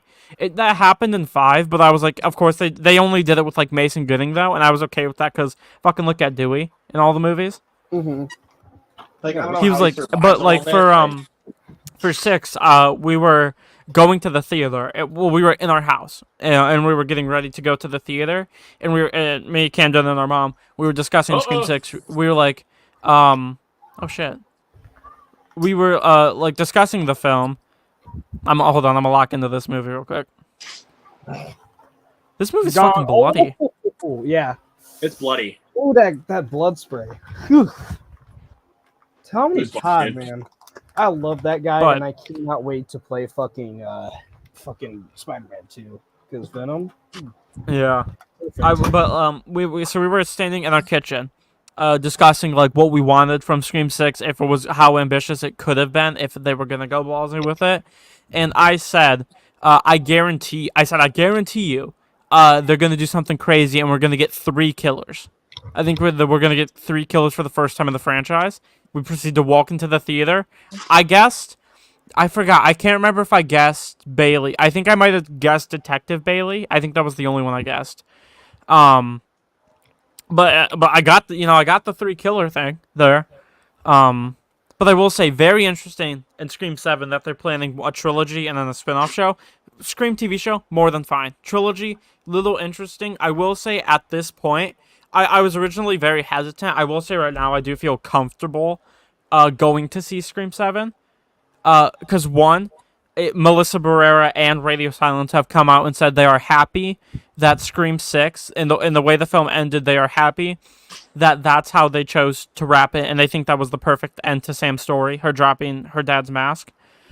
So that helped me. And then she wasn't even signed on for 7. She only signed on. Her and the rest of the cast only signed on for 5 and 6. They were never signed for 7th one because of the strike. They never signed. So then they just went with the Sydney. But here, I always figured that they were going to go back to Sydney at some point. And honestly, could 7 be the best one? There's a chance. Will it be the best one? Hell no. But there could be. And I think I want to say real quick, just because, like, you know, you said that they weren't actually fired. Still, fuck Spyglass. What they did. Yeah, no, it was still shitty. It was it was still very shitty. So dumb. And also, like, the thing is, like, why did you make it a big deal, like, even saying that she was fired from Scream 7 when she didn't sign on? Like, why did you even? Because it wasn't like someone like leaked that or something. Melissa Barrera said it herself. She wasn't technically fired Right. because she was never signed on for 7. She Right, only but signed on for 5, 6. Spyglass themselves said that unfortunately Melissa Barrera, due to circumstance, Right. was fired. But because I wonder if that means the script they had for 7 had like the core 4 in it, and then they were like, no, we're gonna go a different way. So they said that. But like, there's that. I think Scream 7 though. I think having Sydney come back, I think they have to do it well. I don't, because I think I'm one of the people that think 5 is the last time we should have seen Gale and Sydney, and I think 6 just should have been the new characters. yeah, But the fact that Sydney and Gale are coming back in 7, and it's gonna like her kids are gonna play a part in it, I think that could add some really interesting stakes to it. The only thing I need to see is how well what they're gonna commentate on, what they're gonna do for this one, because 5 was requels, 6 was sequels to the requels. I guess 5 was technically toxic fandom, was it? Yeah, it was Toxic Phantom. Yeah. That was Toxic Fandom was the motive, like the kind of base of it was the like requel base. 6 was the sequel to the requel, and 6 was just a revenge story, really, for the motives. Was like their whole thing. Yeah. Which kind of makes sense how they were like replicating Scream 2 in a way. 7, I could see, like, I don't know, because if they're actually like get that trilogy greenlit, I think they probably are gonna do like a Force Awakens type thing where they like kind of just like retread the original a little bit, and then they're gonna with the other two like play a riff on the reboot trilogy kind of shit. But yeah, because I would honestly hate if they like retread the first one, because that was like the whole point of 5 was doing stuff like that. I don't think they're gonna go that way. Honestly, I have no idea. Guy Busick, who wrote Scream 5 and 6, is still credited as writer of 7, so they still have him. So I don't think it'll be a bad movie, at least bad screenplay, because he did great with 5 and 6. I just think, what are they going to commentate on? That's the biggest part of Scream. How meta are they going to take it? It needs that, or else what's the fucking point of making a new Scream movie? Yeah. It'll be interesting, but I mean, we have Sydney, we have Gale. What are they gonna do with Kirby though? I'm wondering if they're gonna bring her back. What they're gonna do? I wonder how they're gonna tackle Scream 5 and 6, or even if they're just even gonna address them, because they're not. There's no way they're gonna like cancel them out and be like, no, this never happened. I don't think they're gonna do that. It would make sense if they at least addressed 5. I don't know what they would do with 6 unless they brought back Kirby, but yeah. Because I feel like they're gonna do same thing what they did with Sydney. And that was like mention it in like a one line, what they did with Sydney and Scream 6, but also a lot of people were like giving Nev shit for coming back to 7, and I do think that was kind of unjust, because when she stepped away from 6, nobody really, like, they were like sad about it, but like nobody was like mad at like Melissa Barrera, Jenna Ortega, Courtney Cox, or anybody like that for still signing on. So I think that it was a little. Of course, the circumstances were worse for Barrera compared to Nev, because she just didn't get paid right. But also, Kevin Williamson directing is very interesting, but his directorial efforts aren't very strong. So I guess we'll see.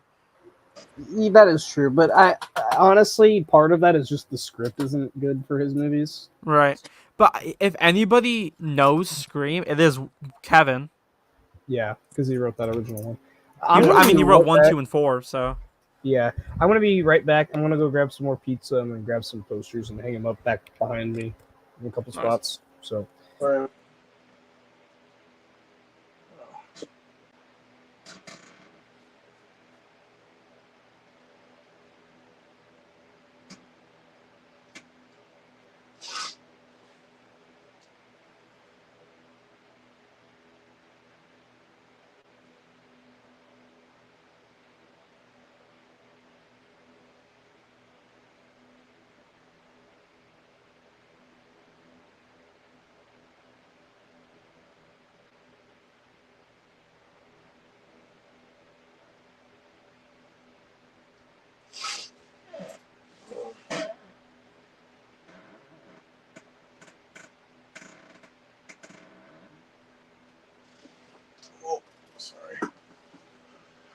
Oh.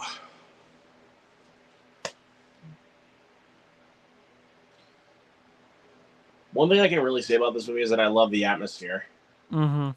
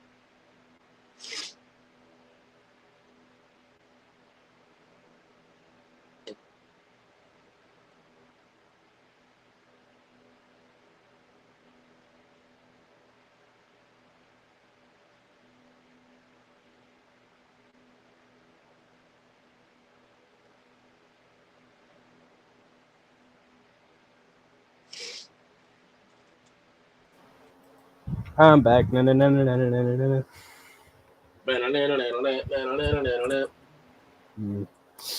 Did any of you guys listen to the new Eminem single? I haven't yet. Is it good? Mm-hmm. It's fire. Because I heard it was very much so like reinvoking a lot of the Classic Eminem. like classic like Slim Shady kind of stuff, and Mm-hmm. that excited me. It was very like Eminem show-esque. That's cool. Eminem Show is like one of my favorite albums ever, so I was hyped. No, the opening of that song though is going back to the Paul skits. I don't know if you've ever heard of them. I don't know if you've heard them or not, but they're the opening skits in some of the albums. There's like the opening song, and then there's the Paul skit, and then they keep doing them. Usually in all of the albums, there's that, but the opening of that song is the Paul skit. That's cool. I've been listening to like Million Dollar Baby and what was the other one? Meet the Grams on loop. That's what a lot of what I've been listening to recently. Fire songs. Especially Million Dollar Baby. Oh, it's so good. It's so good. I don't remember who sent me it, but there was like some goofy ass like if you go on TikTok, this is what you see 24/7, and it's not like us. It's like freaky ass 69 God, freaky ass 69 God, and then I never went the same way. I do no wrong. Like that. Bro, shit. Instagram's just ruthless right now. I've been seeing so many like Drake like edits where it's like Drake and Kid Drake, and you might see where this is going. And it's like Drake talking to his younger self, and it's so fucked up. It's like do we like are we like famous in the future? Are we doing music? And then it cuts to adult Drake, and he's just take your pants off. It's fucking wild. Take off your pants. Cam sent me one of them, but I've seen so many of those on TikTok. It's not even funny. I hate how much I laugh at it, but if you're gonna be as like creepy as Drake is, I don't mind you just clowning on his ass. Yeah, and they did. I saw one that they did it with Josh Giddey, where it was like that, and then they had an edit poster where it was Drake and Josh, and then Drake and Josh Giddey. The fuck, man? This is the most I've been interested in what's Drake been doing in like the past couple years. Yeah, well, especially I'm interested right now because like there's been such a big hiatus in singles. It's like uncomfortable. We were like riding the wave shit, man. Okay, real quick, I want to just. Okay, yeah, I can fit two right here, one right here. Oh, challengers. Yep, challengers. I have an Aquaman 2 poster, an If poster, and a GXK poster. I'm going to put challengers right there so it's in frame. I'd say, I mean, there's 3 of the 4 of those that are actually good. Yeah. Yeah. I know, Gavin, you disagree. You said 2 out of the 4, but What are the ones you got? GXK, challengers, Aquaman 2, and If. Yeah, you're right. I don't like If or Aquaman, so Yeah. I do have a Challengers poster though. I gotta hang that up, and I got a I do have a GXK one that I have to put up too. Nice. Oh, I have a Furiosa one. Fuck, I got a lot of posters. Oh, you lucky bastard! Oh, I got that's- the recent ones I picked up were Furiosa. Fuck. I had a Garfield one, but I gave that to my grandma, which she fucking loved that movie. I'm so glad. That's good. There were actually like a couple of good bits in that. I know you didn't enjoy the film, Mike, which is fine. I enjoyed it. It's just insanely mediocre. I thought it was okay at best. I gave it like a 3 out of 5. I thought it was fine. Yeah. Really, just because I thought the humor was fucking good. I thought a lot of the humor. The part that got me a lot of the was when it was like the roadkill, and he's like, he's not dead. He's just acting. And he's like, tell that to the pickup truck he just ate. And, like that part, I just started laughing my ass off. I thought that was fucking hilarious. Yeah. I will say I've been on like Instagram. I've been using a lot of the like like the music thing you can do on there. I've been using that a lot more with like a lot of stuff I'm listening to. The one I have right now in there is "Hard Times" by Paramore. Listened to that a lot again recently. Love that song. Yeah, I mean the song. I can honestly tell you a song that I have on loop right now is "Ain't No Love in Oklahoma" by Luke Combs from the upcoming Twisters movie. Nice. Like, was dude, that the one song, in the dude, trailer? Was that? Yes, that's actually the one in the trailer. That one is was a good. banger. I liked that one. Dude, that song is a freaking banger. Like, I can't wait for that fucking movie. So I'm my planning dad- to see that in IMAX. My dad works for. I'm planning to go to Screen X to go see Twisters. My dad, hate my Screen X. Yeah. Well, I want to experience it for myself because I've never been to a Screen X viewing before. So I wanna haven't experience it either, myself nor will I. with Twister. Unless it's like a premiere or I was invited, and even then, I might skip it if it's Screen X, just because it seems like a miserable. Of course, try it, but it just seems like a miserable. I want to try it for myself, like distinctly for that movie because I think that'd be a great film to see. On that, like it might be fun, but I don't want to go home having to drive, and my neck is just like fucking like broken. Oh, is it like 4D? Is it 4D? Basically, It's like the screen where it's like all like goes all the way around on the walls. Oh, I hate that. That and I don't like 4DX either. Those two things I'm probably like never doing. I have never done Screen X, and that doesn't sound great. Honestly. No, because it fills the whole screen. I don't want to have to do the. I don't want to be watching like fucking Mad Max 5 and just having to do this the whole time. That's not gonna be fun. Like, yeah, I've never been to an IMAX screening before. I've done multiple 3Ds though, and that's the IMAX is. I did IMAX for what have I done it for? I've done EMAX. I've done EMAX, which is basically just their like my theater. One of my local theaters, like not really local. It's like half hour away, but one of my theaters' versions of IMAX. And actually, Challengers was one of the movies that I saw in EMAX. That's cool. So for IMAX, I did I did the early screening of Mission Impossible: Dead Reckoning, which was fucking awesome. Shit. You lucky shit. The Marvels, which hey, you don't have to like the movie. That's fine. I totally get it. I had a good time. That one wasn't necessary in IMAX. I could have gone without it. And then I'm seeing A Quiet Place Day 1 in IMAX. On Thursday, I'm doing like the day one event screenings where they're giving out posters and shit. So I'm doing that. Day one event screenings. That's funny. And then and Deadpool Wolverine. I'm seeing it in IMAX. Yeah. And then I want to see Twisters in IMAX. I'm not sure if I'm gonna be able to. But and then I think I've seen a couple. I think I've seen a couple 35mm screenings. I don't know. There's one. I might have. Honestly, I don't know. I think my and theater was second playing theaters those. I think my theater was doing the Spider-Man re-ones in 35mm. I could be wrong about that, but I think I can just tell you this though, that my first and second screens in my theater might as well be like the IMAX screens because those are like the biggest screens like in my theater. Right. Like those screens are fucking huge. My closest one is like 40 minutes away, and in my theater, it's big. It has like a whole section with just like one screen, and like in the very end, and it's like so big that it honestly they could just transform it into like an IMAX screen, and I would love them to do that because we don't really. My theater doesn't have any like the premium ones. Like they just do like the most they do is like 3D. Yeah, that's what my local theater does. And 3D's fun. You know, I like 3D. I've seen what have I seen in 3D? I tried seeing this in 3D, but I overslept by like I don't know 20 minutes. Wait, which one? Let me see. GXK. Oh wait, no, I've seen 2 films in 3D. I've seen shit. What the fuck Yeah, did I see? you said you saw GXK, right? I saw GXK in 3D, which was actually that was pretty sweet. Yeah. I remember you I and Cam saw told me about it, and I was like, yeah, I want to go see that in 3D, and then I overslept. Guardians 3 in 3D. Which one? Guardians Guardians 3. 3. Yeah, and Oh. then there might have been one more. I can't remember because I was planning on seeing a couple of them because my grandma, she's like, what is 3D? Because she's never been to a 3D screening. Oh, We were really? gonna see Garfield, missed that showtime, so I think it was just those ones. But yeah, for Spider-Man, I think it I've might have been seen. because the theater that was doing Spider-Man was like the one that's like 40 fucking minutes away from us. Mhm. Yeah. Which okay, but For I think Spider that Mondays, or yeah, I think Yeah. I think because they were all in the same theater. I believe that one was the 35 millimeter screen. I believe they have a 35 millimeter screen in there.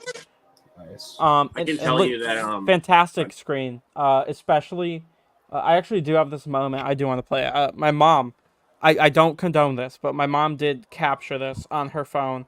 The final swing of No Yeah. Way Home. She captured the reactions. I do want to play that real quick because she did get it. all right. Yeah, I I will remember But I try. want And to I say don't though, think real you'll get quick. copyrighted because the audio is pretty shitty and muffled. So Yeah, Yeah, but I want to say this you though. said that. I did go to one movie in 3D, but I actually did not wear the 3D glasses because I was actually very, very young by the time I saw this. I remember the It was first ever time I I saw. think it was Cats and Dogs: The Revenge of Kitty Galore. The family I was with saw it the and fuck like is watched that? it through the 3D. Cats It's a versus sequel to the Dogs. 2001 film Cats and Dogs. Okay. The first one's fun, like it's kind of guilty pleasure fun, like because I enjoyed it like so much as a kid. The second one I remember liking as a kid, but nowadays it's pretty much shit. Yeah, I I want to say this fasted though, forward to make sure you like because didn't. you actually want to know what's something kind of funny about Mm, Cats and Dogs. When I saw that, mm. we were in the very front row, No. Yikes. and bro, it was nauseating. Yeah, I bet. Yeah, like We were for sitting, like we actually sat in the very front row because apparently my aunt didn't even want to go up to the back or anything to even experience the 3D.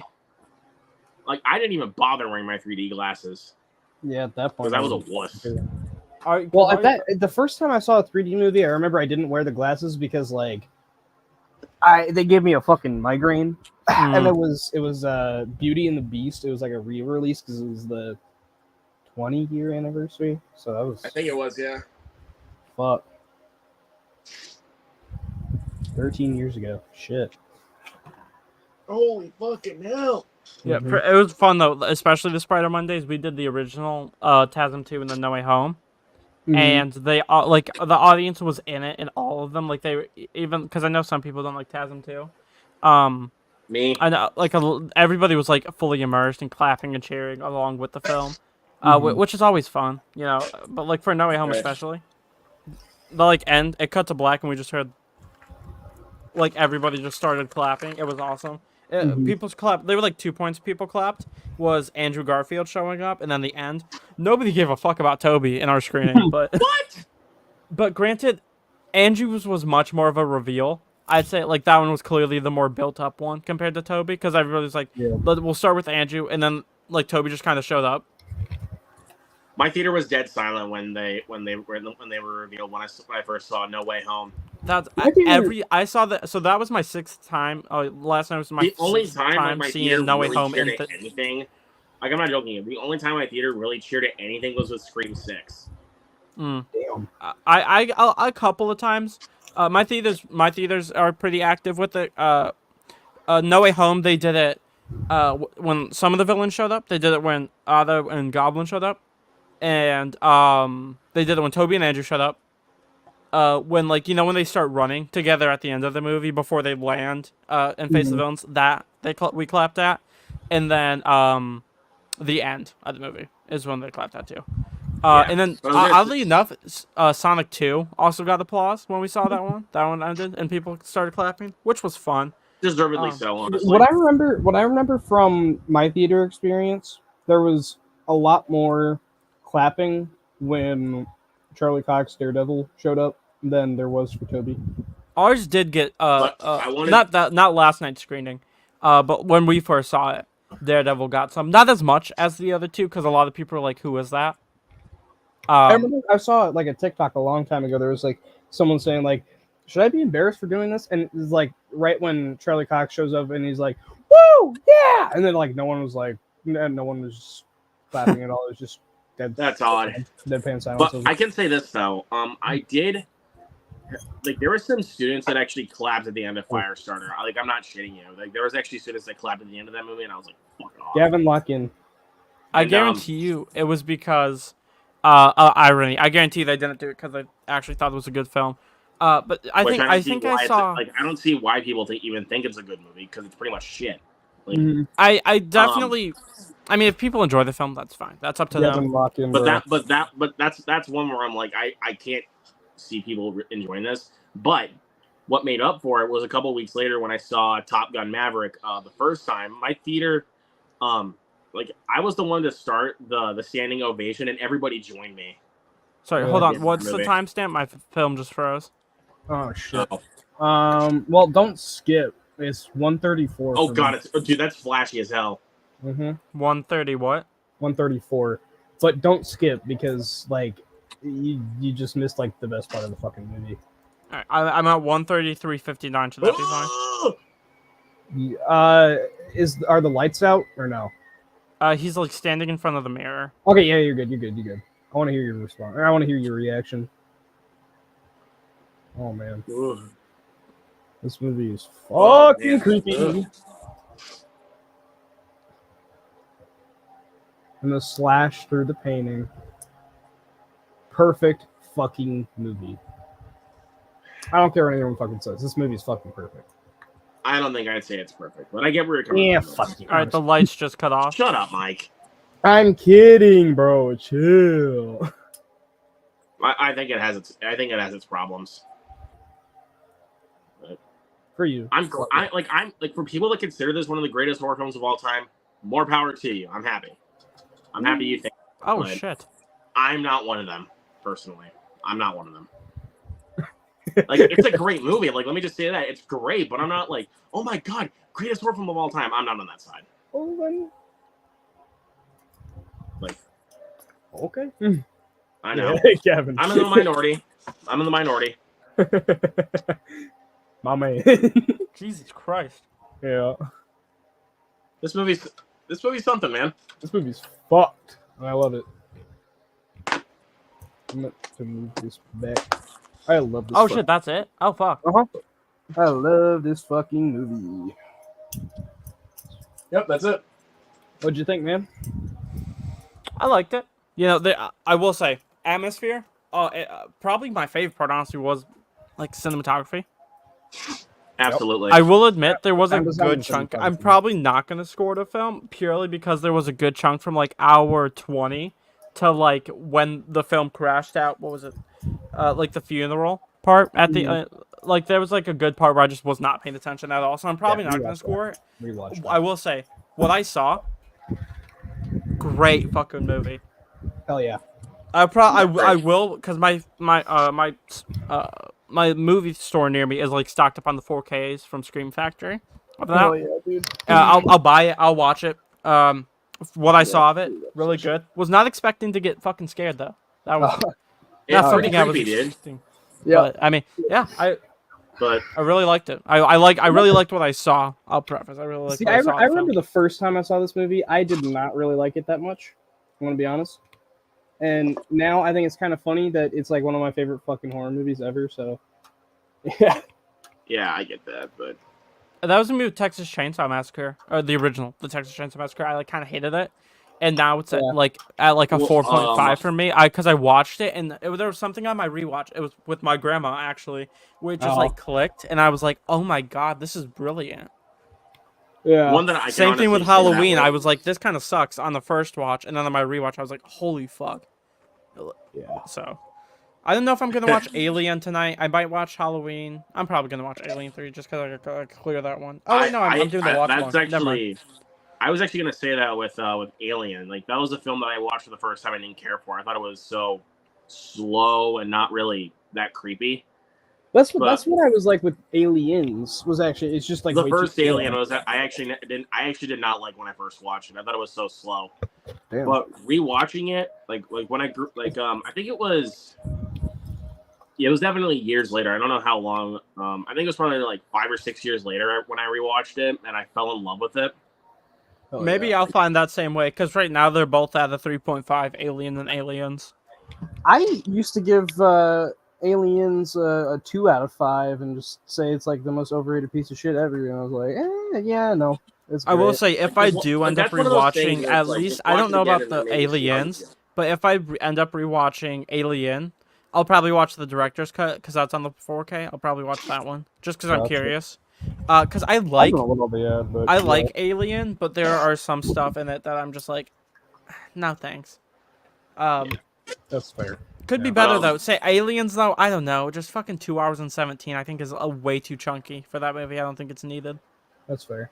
I was also kind of bored, but I mean, again, the newt scene in the water, which because I shot the like reviews, for both Alien and Aliens already, and I made sure to highlight for the Aliens review, the water scene with Newt when she's like in the, like not sewer, but when like the xenomorph rises, from the water Yeah. behind her. I love that.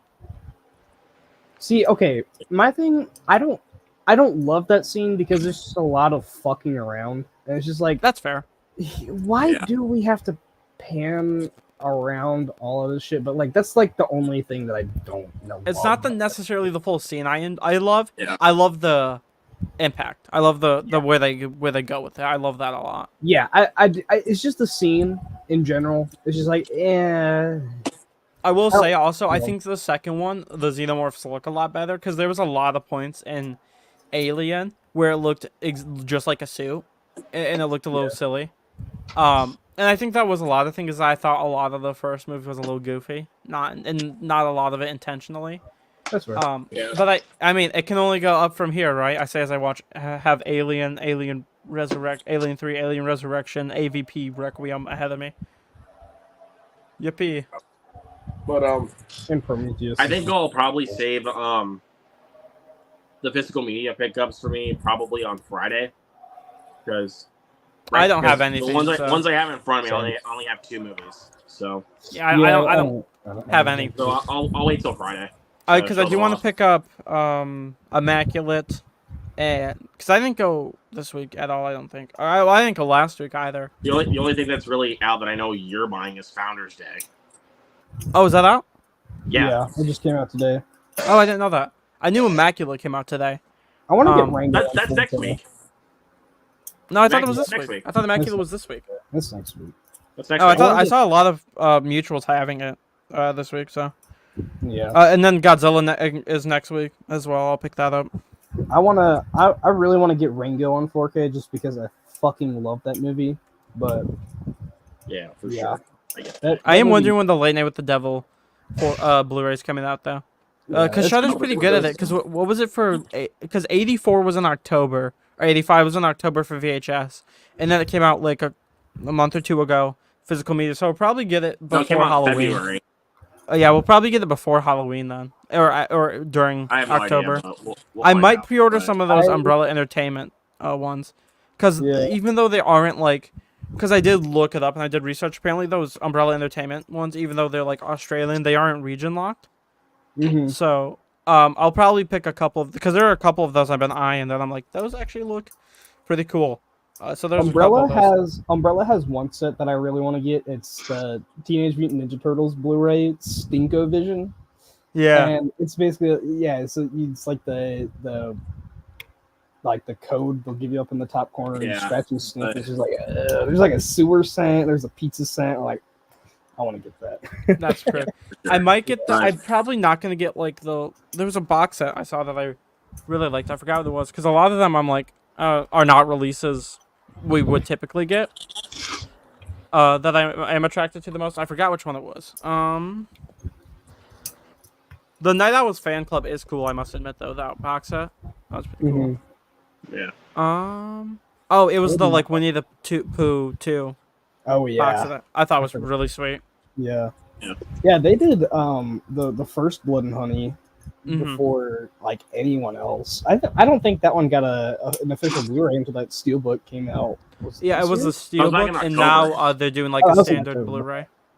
Yeah, just recently they put out that Blu-ray. Which I will be, I will be if they do I hope Scream Factory picks up the second one to do a Steelbook. I don't know why I imagine they will, because I will pick it up because I do like the Steelbook a lot for the first film. Yeah. By the way, if you're wondering, butterfly knife, I've been flicking around this entire stream just because why not? Brother. Mm-hmm. But yeah, I think we'll leave it here. So yeah, thank you to everybody that came in tonight for this movie. Fun time. Fuck yeah. And Friday will be the first time reaction watch along for Hitman, which I'm very excited about.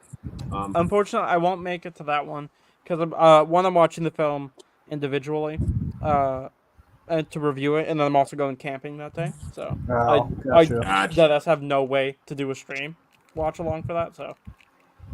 Okay, one thing I would like to point out about Hitman, I don't know if necessarily doing like, blind watch alongs is like the greatest thing, because for a lot of people, like especially like, Fritzky and a little bit me, watching a movie for the first time off stream is a lot better, just because you can actually like pay attention to it. Rewatching is another thing, but like I will say I am kind of with Mike on this one. I love watching films on the watch alongs. I think it's awesome. But a lot of them, especially when they're scheduled, I'm like, I'll probably, if it's like one I plan to review in some sorts, I will typically go and watch it by myself, because I do get distracted quite a lot and I lose focus for the stream. But it is fun, of course. But I do agree. First watches are a lot more. I'll probably, especially with Hitman, I'm like, I'll probably watch that individually just so I can be full attentive, locked in the whole time. Yeah, ready for but the review. I wouldn't mind just like using that as like a testing ground, because like that would be like the first time that we get like every single person in that has never seen the movie. So I'm curious to do that, but just pointing that out. It will be interesting. I have done that already. So. Check on the replay. Having everyone on that hasn't seen it. Well, no, it was me and Fritzky when we did Jackass 4.5. Like that one we had never seen. Right, but like, that's kind of just like a. That's not even like a narrative film, though. Yeah, like compared I mean, to like a narrative. Compared to, I guess you could use Hitman as an example in there. Yeah. Where that one is about the story. That one's really just scrapped bits. And like Transporter 2, or like the Transporter movies, I get like, those are definitely like background noise movies. Movies where it's like Hitman, the creator, where like, like Fritzky was on and whatnot, and like had to rewatch it just because like we didn't really pay attention that whole time. But I mean, nothing like negative about it, but still. That's probably what I'm gonna do with Candyman, because I did zone for like 40 minutes of the movie. Gotcha. Well, maybe if that's how it's going to be, then I might as well just not do it. I might as well just not do it. No, we're just saying it's a good idea. We're just saying that. I know you guys are saying it's a good idea, but the way you guys are wording it makes me not want to do it. Well, let us rephrase it then before just canceling a whole on live stream here. We're just saying it is harder to fully lock in. Is it better to do one that maybe at least a couple people have seen, getting some newcomers in? Yes. Is it good to test the waters with the narrative film? Also, yeah, I wouldn't say just not do it. I'd say it's worth trying to see if it works out. Yeah, exactly. It's a good testing point, like I said, yeah. And it's also not a film like fucking like Killers of the Flower Moon or something, where that is one where you need to be fully like immersed in it. Hitman is more of a fun film that you can probably zone in, zone out a couple times without needing to worry too much. Yeah, and that's what we're trying to say. We're not saying, we're not saying terrible idea, cancel the fucking stream. We're saying it's good to test the waters. I know you guys weren't saying that. Just beforehand, like just hear me out for a second. Beforehand, like the way you guys were wording it was making me think I did not want to do it. Like, okay. Is all I'm trying to say. The way you guys were wording it made me not want to do it. So, okay. Just want to make that clear. Gotcha. So, but yeah, you guys know where you can find them. Gavin Cross Reviews on YouTube. Of course, you guys can find him also on Instagram, Twitter, Letterboxd. You guys know where to find him. Yeah. Mike, YouTube, of course, Mike's Reviews and Analysis.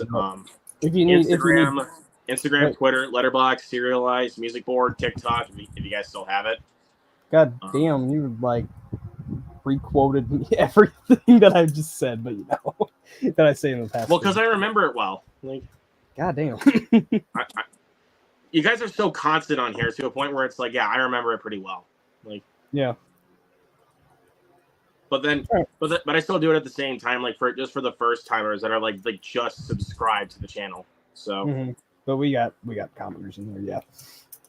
Yeah, but I'm saying like in regards to like chat viewers. Like, yeah, I mean, like I said, commenters in the chat, yeah. Yeah. So yeah, we'll get out of here because it is getting a little late and I'm feeling kind of under the weather, but this was still a good time. I was very glad to do this with you guys, and we'll catch you guys in the next one. Peace out. Oh yeah. Peace.